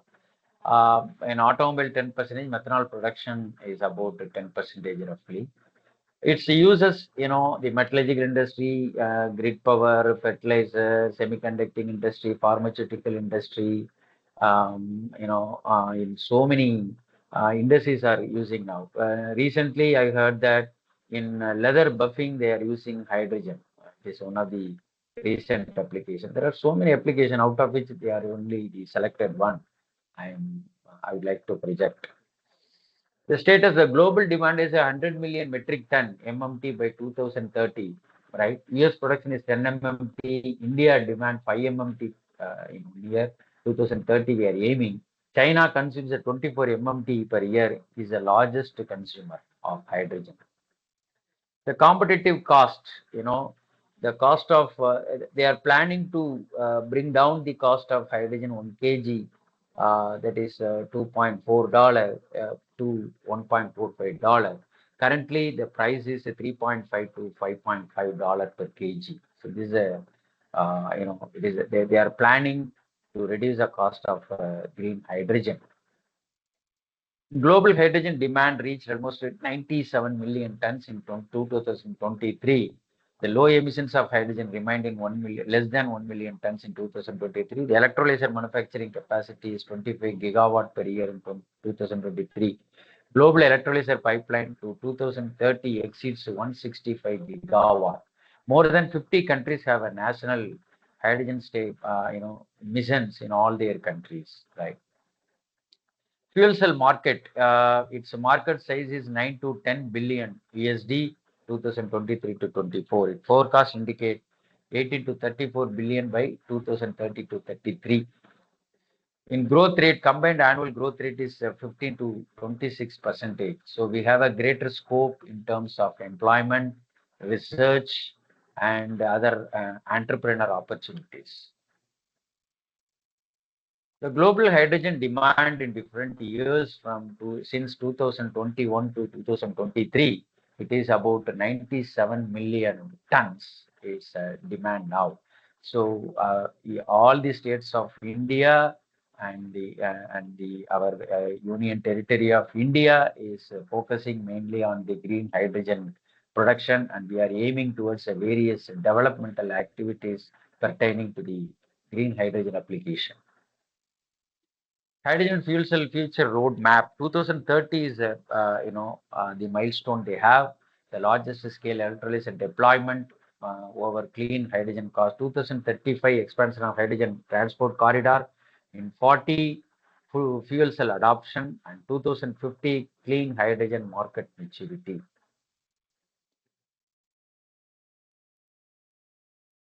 In global snapshot, hydrogen production 97 million ton, low emissions of hydrogen less than 1 million tons, electrolyzer manufacturing capacities to 25 gigawatt per year in 2023. So announced electrolyzer pipeline to 2030 is more than 165 gigawatt per year. Electrolyzer manufacturing capacity growth rate in 2023 it is about 25 gigawatt per year. The levelized cost of hydrogen in India through solar, it is about 3.5 USD per kg, and different countries in Europe, it is an average it's a very higher cost compared to India. The Chile has the lowest cost, that is around 2.5 through solar.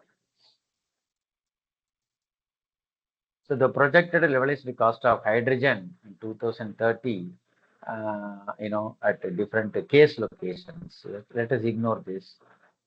And fuel cell market, as I said earlier, it is about 25 combined annual growth rate. In US, $1 billion, it is about 24 in 2030. There is a projected figure. Mostly the challenges are behind this is a high current levelized cost of hydrogen versus fossil fuel, and infrastructure pipeline refilling, shipping, transport. This is the main challenging. Project delivery risk, safety, storage, and everything is there. Policy and financing gaps. Now I am entering into fuel cell part. So far we have seen the hydrogen brief introduction. What's the status, and it is like it is all encouraging how interest is a green hydrogen is. Now I am entering into the first application of hydrogen. Even though there are so many applications now, we are entering into fuel cell. You are all aware of this. It's simply a chemical energy conversion into electricity that everyone knows. So the various types of fuel cell, it all depends on the type of electrolyte they use and the different operating temperatures of the fuel cell, right? Alkaline, proton exchange, direct methanol, phosphoric acid, molten carbonate, solid oxide. So out of all, proton exchange membrane is playing a vital role in the application part, especially in the transportation or automobile. So in low temperature fuel cell, there is a PEM, is simple, high power density, clean emission, quick startup, quiet operation, high conversion efficiency, choice of fuels is there, and zero emission. It's a basic component of the fuel cell. I hope many of you are aware of this. End plate is a mechanical supporting plate. It just giving a comprising of all the components of the fuel cell. It is a supporting plate where it can feed the fuels or oxidant. The next one is a current collector. It's just collecting the electrons from the MEA or bipolar plate, and it is delivering to the external circuit. In general, it is made up of copper or nickel coated copper or gold coated copper. Then graphite, it is a graphite is basically a carbon material, and it is allowing gases to the GDL or MEA. Then gas diffusion layer, it is a major and the biggest part in the fuel cell, and it has so many different layers. I don't think whether I can find a sufficient time to explain, but simply I can say GDL gas diffusion layer is just feeding the fuel or oxidant to the catalyst. That way we can explain this. The gas diffusion layer can be of paper or cloth or anything. This is a fibrous network where you can delivers the gaseous fuels. Next one is a membrane electrode assembly. It is a comprising anode and cathode and the membrane. Two electrodes and the membrane is a membrane electrode assembly.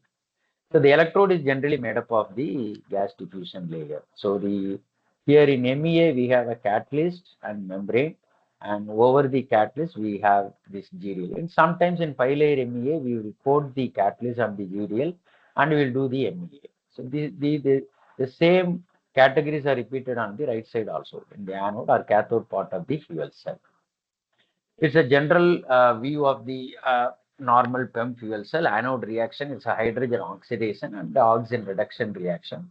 In hydrogen oxidation, it is simply removing the electron, and it is supplying that electron through the external circuit to the cathode, where the oxygen reduction reaction is happening, and where the electrons are absorbed and it is reacting with the proton and forming water as a byproduct in this reaction. Theoretical potential, maximum attainable potential is about 1.23. It's a small video. I hope you can see this video just for understanding the basics of the operations of the PEM fuel cell. A fuel cell is composed of two plates separated by an electrolyte membrane. One plate is called anode and the other is cathode. Hydrogen is passed through the anode while oxygen is passed through the cathode. At the anode, the hydrogen molecules are split into electrons and protons by a catalyst. The positive particle of hydrogen can pass through the membrane, but the negative particle cannot pass through it. However, atoms need an equalizing charge, and to achieve this, electron must change the path. That time, the electrons are forced through a circuit and generates electric current and heat.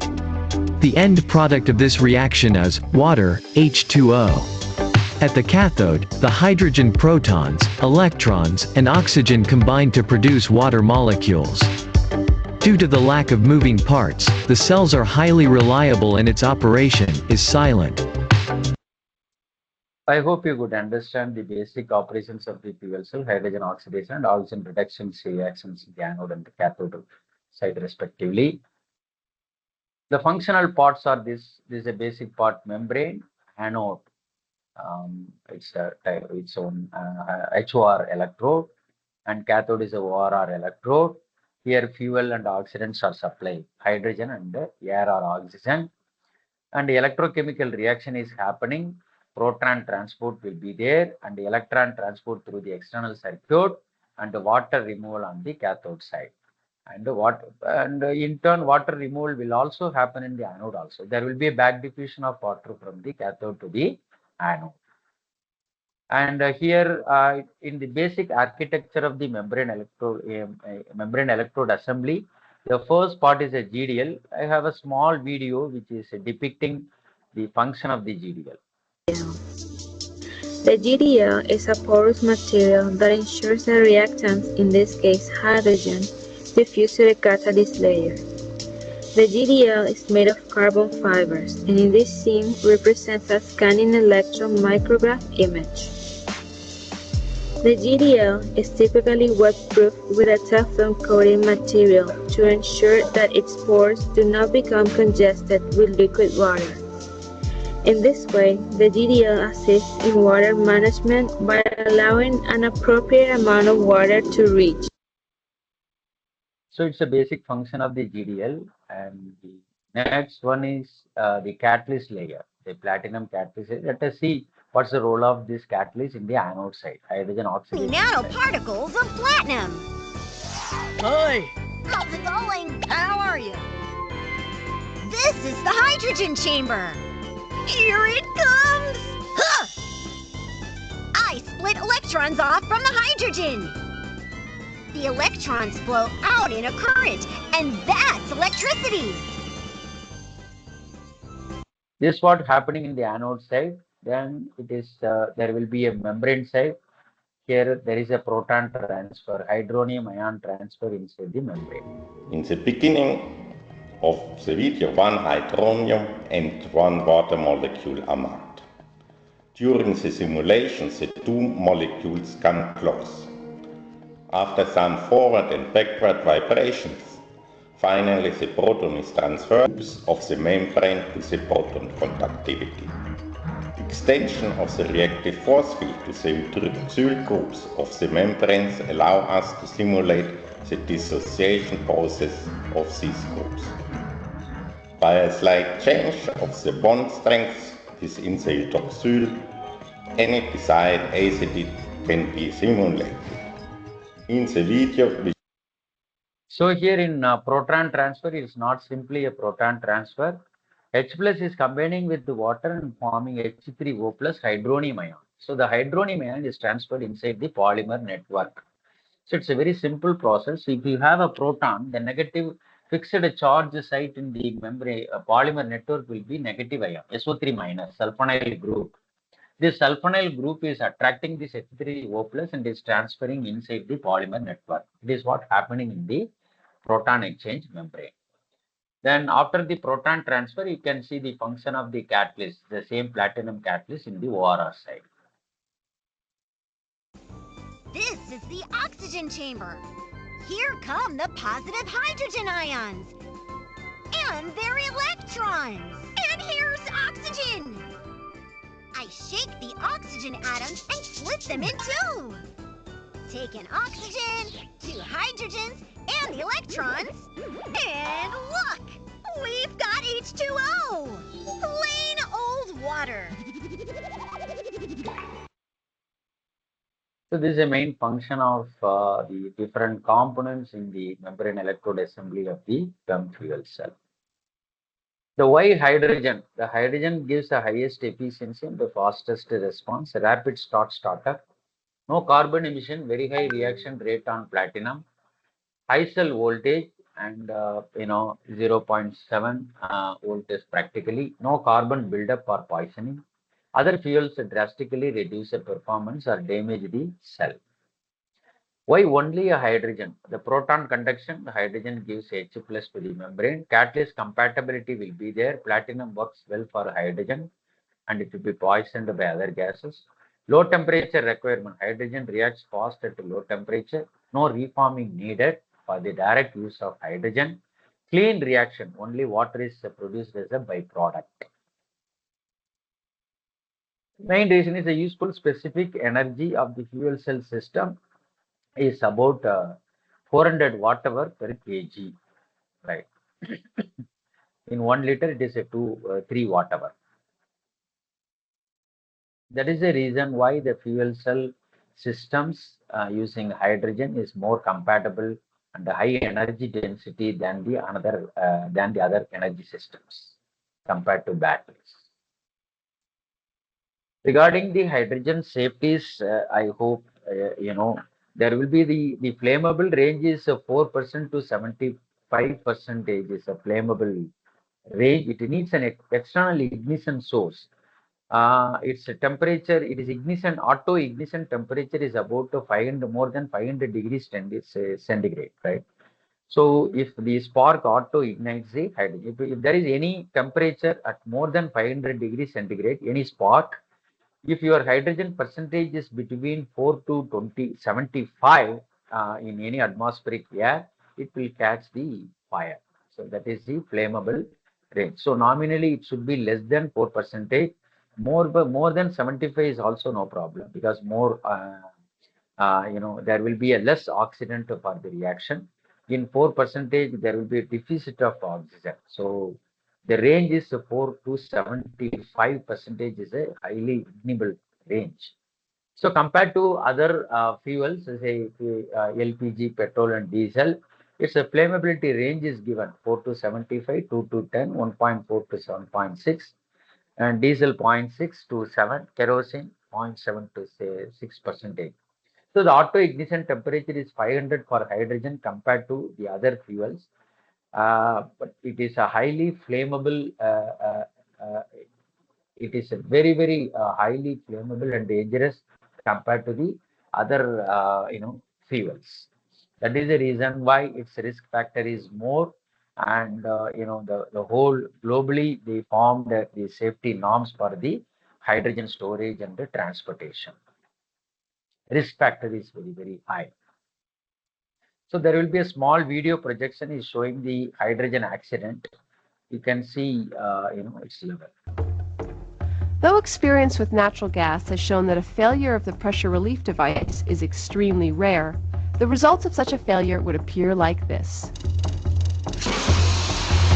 In this demonstration, fuel was purposely leaked and ignited by an electric spark in both a car fueled with hydrogen and a car fueled with gasoline.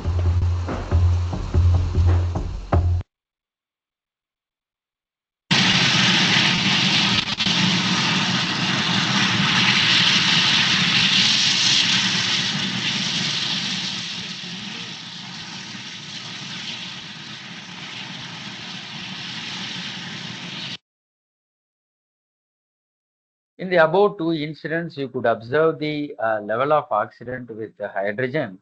Since it is the lightest gas, it is burning towards upwards. So it won't damage much in the ground side. Unlike in other accidents, other petrochemical and other things, it will damage the whole area in the base, in the bottom side. Here, the one safest point is that it is burning towards upwards and it won't damage much in the ground side. So here, our Prime Minister launches India's first indigenous green hydrogen fuel cell inland waterways has been launched. It's a development in India, and its advancement in the petroleum and natural gas showcased India's advancement in green hydrogen mobility, hydrogen fueled bus. Previously, Tata has released. Now, recently they built a new bus using the hydrogen. And India developed through Indian Railways has developed the hydrogen powered using fuel cell based railway system. It is already demonstrated. Here it is ISRO has developed it is indigenous fuel cell technology power backup for the space applications. DSAR was allocated around 6.6 crore, 6,657 crore for 2025-26 budget. So the DST has a massive increase in the budget. It has increased from 23,290 crore in 25-26 budget, which is a rise from 2,817 crore in the previous year. Around 13,000 crore for the fiscal 25-26 ISRO, 26,800 crore in DRDO, a new fund of funds for the startups with about 10,000 crore current contribution from the government. Additionally, 10,000 research fellowships have been announced to strengthen the country's innovation capabilities. And Ministry of Education allocates around 128,650 crore, 6.22%. These are all the developments, the government initiatives for the green hydrogen production technology.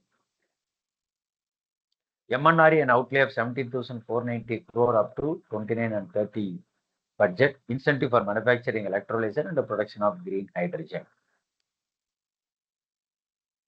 So the various green hydrogen plant across the India, it is typically showing the location. Greenco in this the western part, Near Gujarat, there will be Bharat Petroleum has installed a 5 megawatt electrolyzer, and Indian Oil has installed about 5% of the hydrogen produced as a green hydrogen 27-28. It is from 29 to 30 year. Like that, you can see ONGC, HP, NTPC, GAIL India, Adani, and Reliance. So the L&T, they commissioned the green hydrogen production plant all over the India. It is only a selected plant, but few more are also developing in addition to this. They are the global players in green hydrogen is McAfee, Air Liquide, Siemens, Gray, ITM, Cummins, Nel, Sunfire. They were the selected corporates which is governing on the green hydrogen and hydrogen fuel cell. I hope you have seen this slide before. Some presenter, I could see this slide. So the National Green Hydrogen Mission outcomes is 6 lakhs new green green jobs actually that would be generated. The 5 MMT of green hydrogen 2030, 60 to 100 gigawatt electrolyzer installation, 125. This already we have seen in the text form. Renewable energy for green hydrogen production, over 8 lakh crore investment is expected as per the report of MNRE. Around 30 million jobs will be accumulated across the world in the 2050, right? Till 2050. There will be business opportunity. The national players are the Tata, only selected, right? Ashok Leyland, Indian Oil, HP, Adani, Reliance. They are the leading players in the fuel cells. Global players, Bosch, Yamaha, Audi, Benz, Nissan, Renault, even Tata, Mahindra can also be in addition to this. They are not global players, they are the national players. This we have seen already. Combined annual growth rate is about 21.7% in 2028, 23 to 28. So we have greater scope in the field of fuel cell.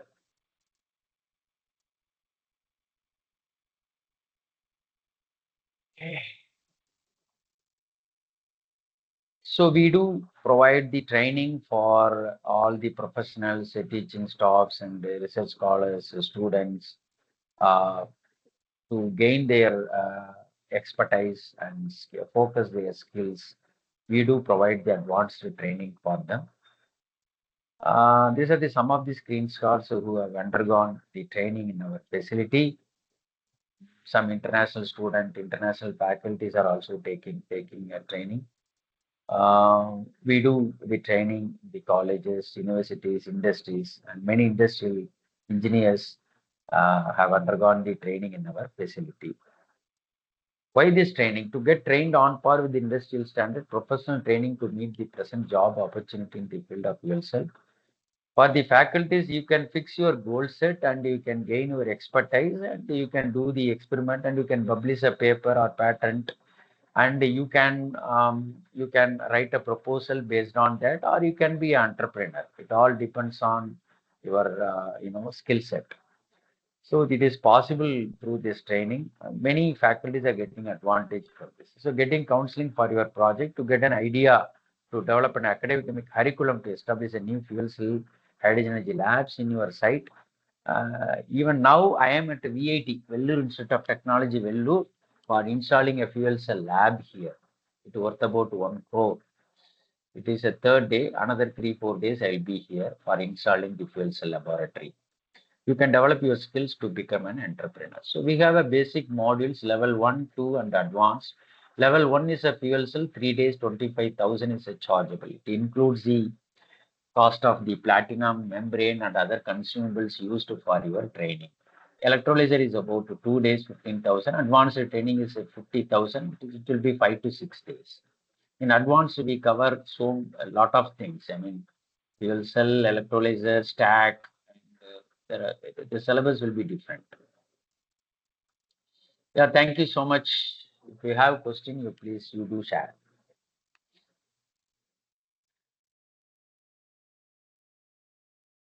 Yes, thanks a lot, sir. Thank you. Yeah. Just a minute.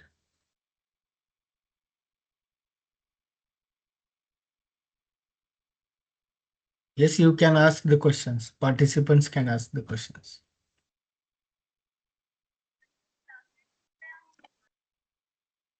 Hello. Yes, please. Hello. Yes, Good please. evening, sir. Good evening. Good evening. Yeah.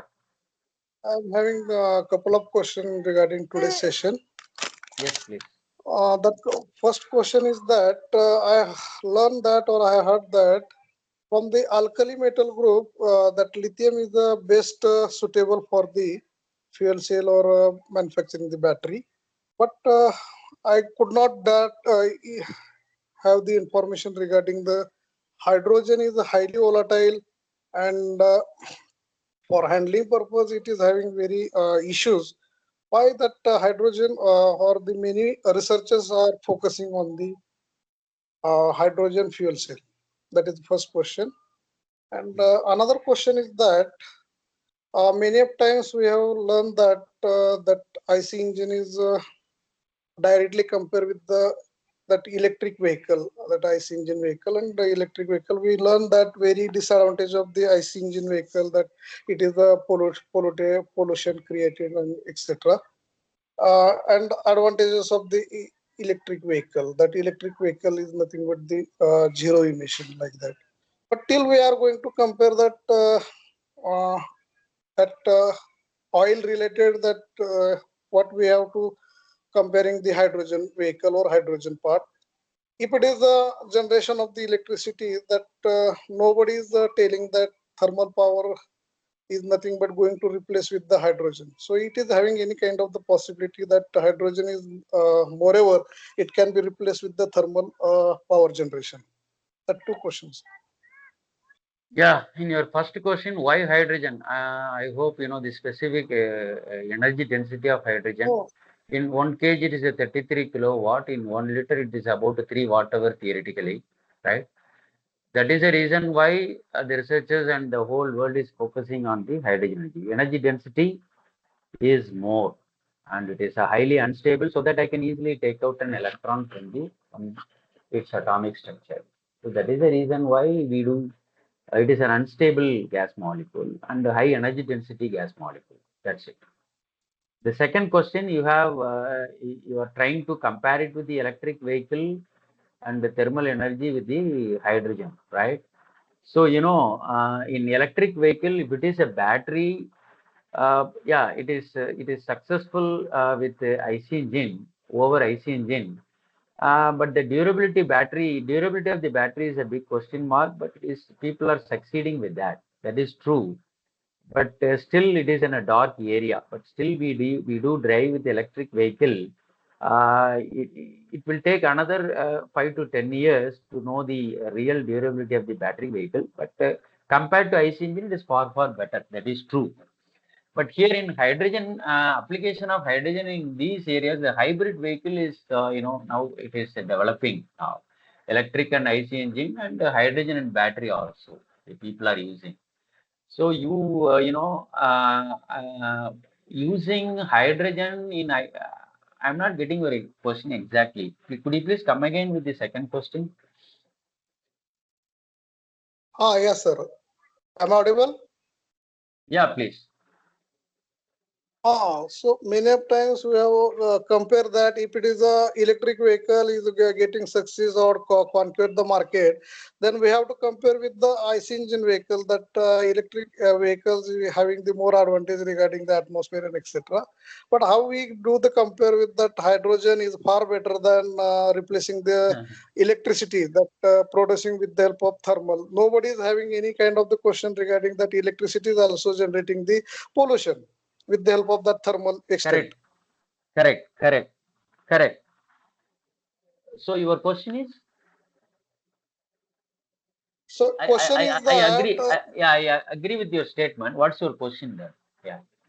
Question is that now thermal is going to replace with the hydrogen thermal power generating stations.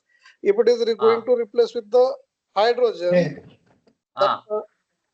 feedback link part this रहेगी. Hello. Let him proceed. I would like to hear his question. Yeah, please continue. Yeah.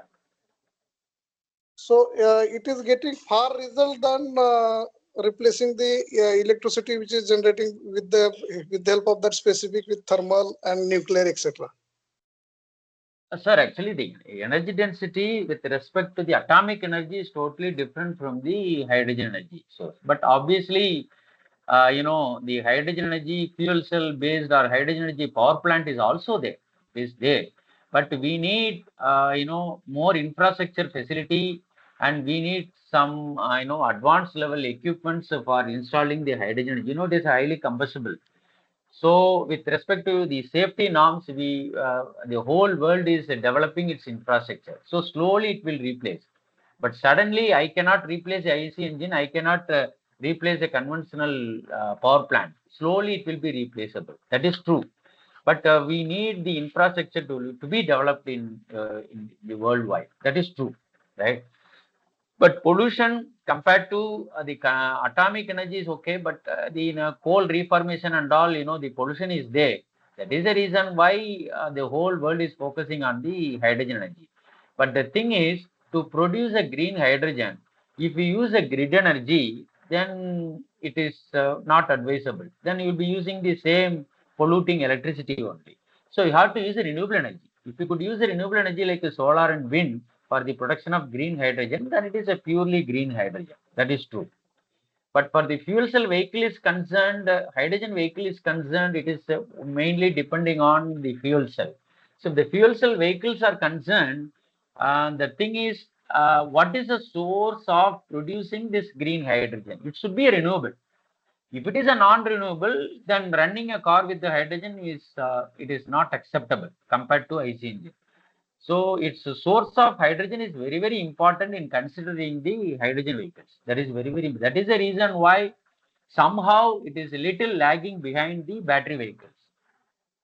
But slowly, once the infrastructure is developed, the infrastructure meaning production of hydrogen, transportation, storage, like a petrol pump, if everywhere the hydrogen infrastructure is there, then obviously you will run a car using a hydrogen. That is true, but it will take little more, span of time. Maybe in another 5 to 10 years, it will take to get a full-fledged hydrogen infrastructure. In that case, the hydrogen would be the most successful till we get a infrastructure development.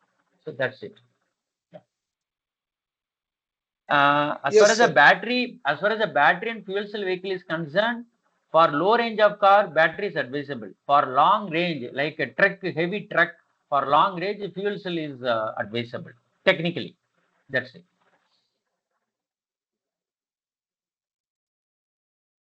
I hope you got my answer. Yes, sir. Yes, sir. Thank you. Thank you. Thank you very much. Yeah, thank you.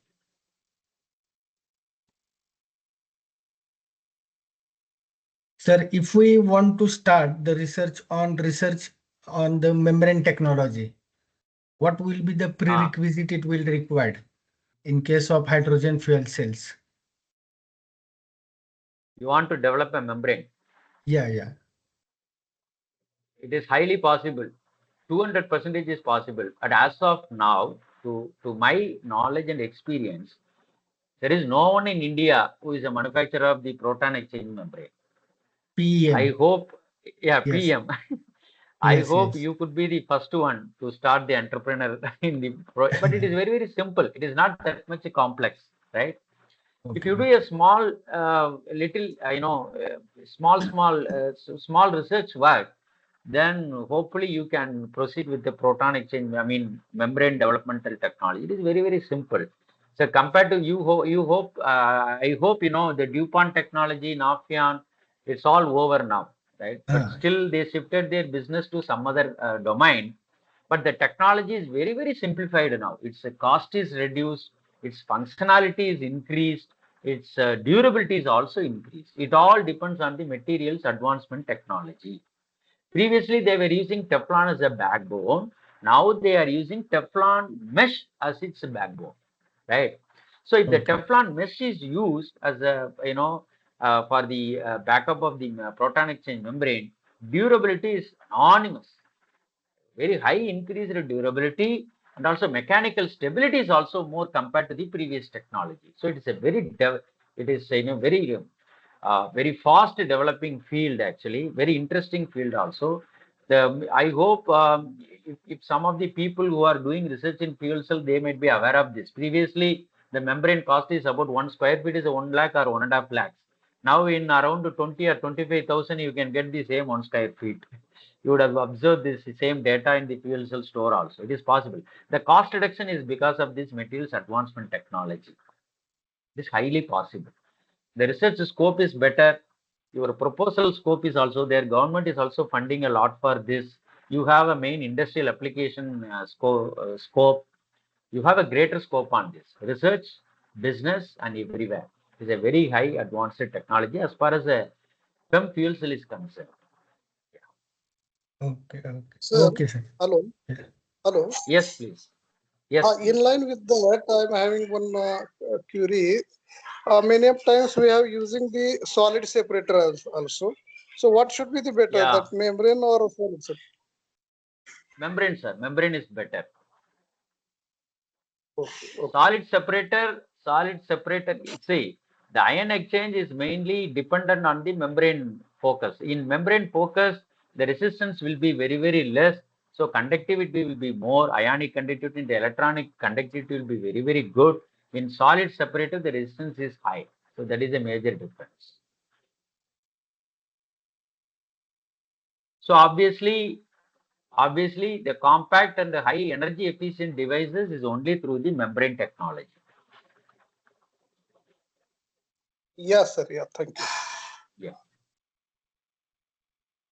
Sir, in case of the production of hydrogen, mainly nowadays we are going to use the SMR, steam methane reforming.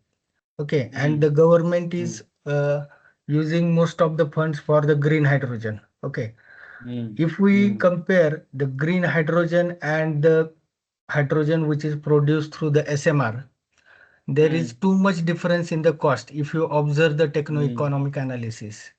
Then whether shall we focus on the green hydrogen or gray hydrogen? And nowadays, if we use the hydrogen which can be produced from the nuclear reactors, there will be the pink hydrogen also. So which you think that which one is better, and shall we focus on which area so that it will be much more easier for us?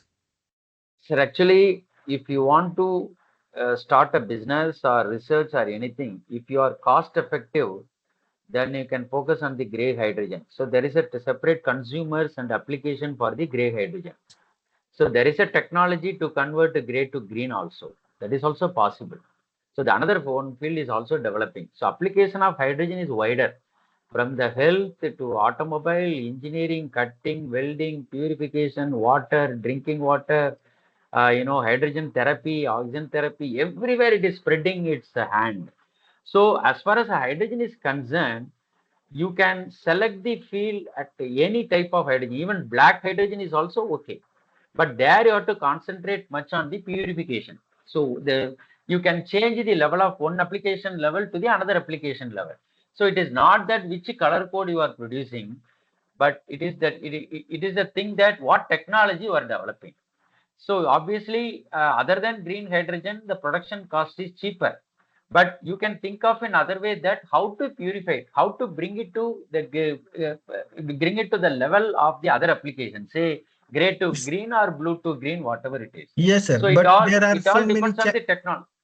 Yes, please. There are so many challenges in case of the purification of the hydrogen, because whenever we are going to use for particular application, the puricity, it will require near about 0.999% like that.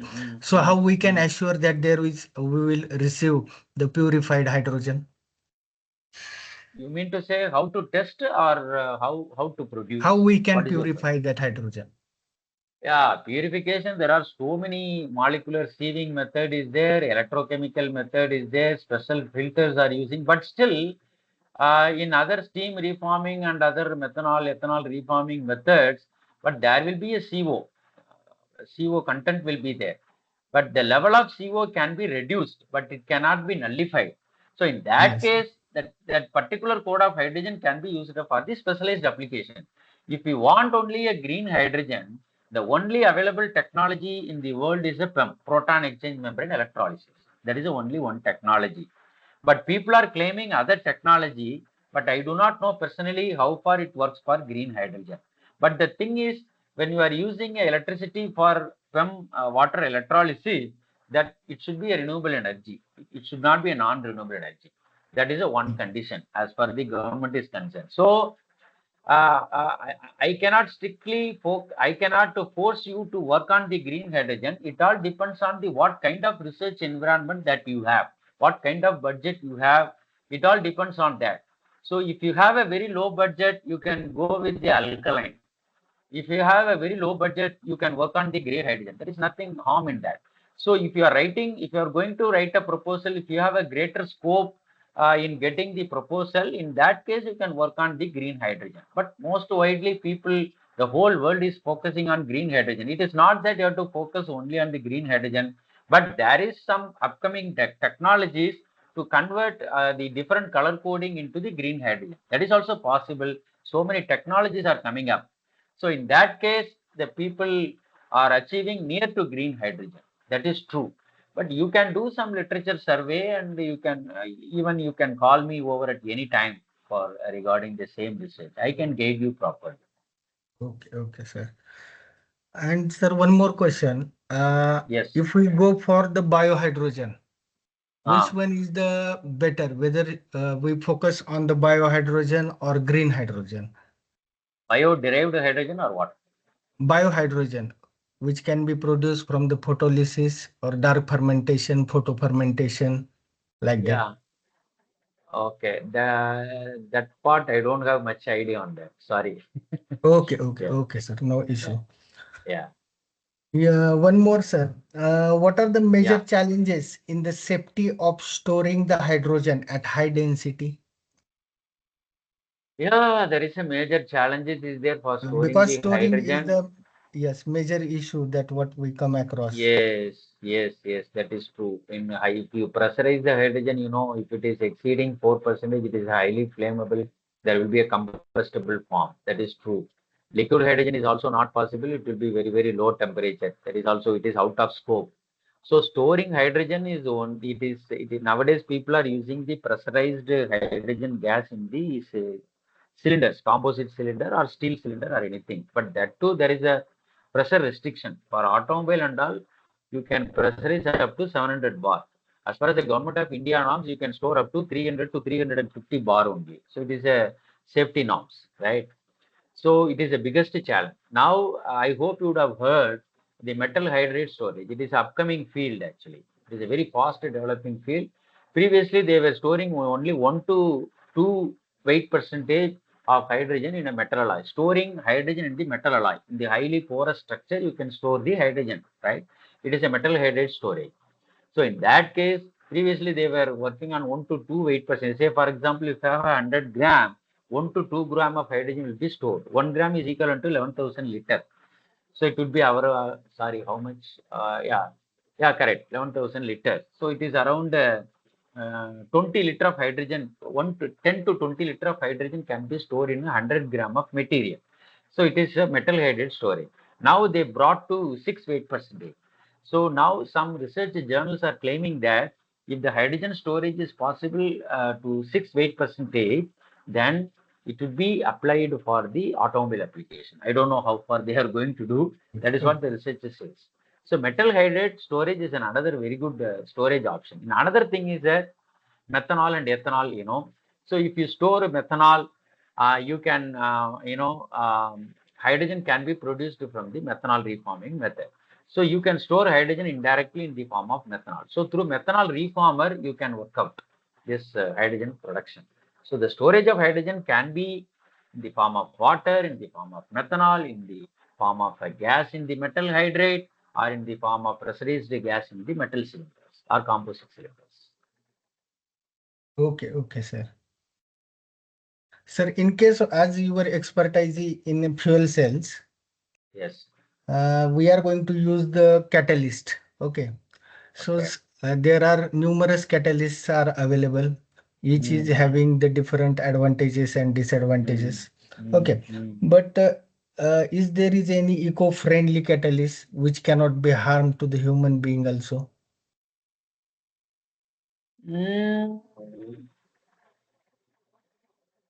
Platinum is a universal catalyst. I don't think. Yeah. But the cost associated with the platinum is too much. Yeah, that is true. But you can focus on the metal hydrate based catalyst. Noble metal reinforced metal oxide, sorry, not metal hydrate, metal oxide, like manganese oxide, tin oxide, titanium oxide, silver oxide, like Okay, that. we So need there to are metal focus on the oxide is there. oxides. Yeah, you can focus on that. You can reduce the noble metal content and you can increase the performance and durability. That is true. And MOF metal oxide framework is there. So these are all some of the other fields. Sir, Yes. sir, as you said, hydrogen production is very difficult. Storing is very difficult. It is highly flammable. So, in place of hydrogen, can we use direct methanol fuel cell? A fuel cell is also good. A methanol fuel cell. That is true. But the power density is very, very low, sir. Okay. Power density. Say in a normal hydrogen fuel cell, say for example, it is 1 watt per centimeter square. Its power density will be 200 milliwatt per centimeter square, roughly. Now you can imagine. Since you are using direct methanol, its catalyst is different. Platinum ruthenium will be there, and methanol 6 electron transfer. Through that there will be a loss of energy, and the electron transfer will be delayed. It's not that much energy conversion as like in the direct hydrogen. That is true. It all depends. Direct methanol is good. It is a very good option. But the thing is, durability is an issue, and another issue is the power density. This is a major difference. Okay.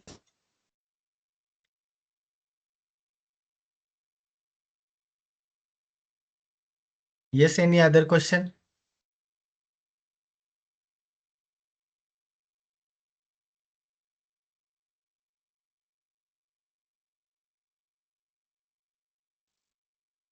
Yes, any question? Hello, sir. Yes, please. If suppose our students having the any interest to work carried out in the extensive of the battery or fuel cell, so any desirable or relevant topic or any challenging topic with respect to today's topic? Could you please come again? I couldn't get the question.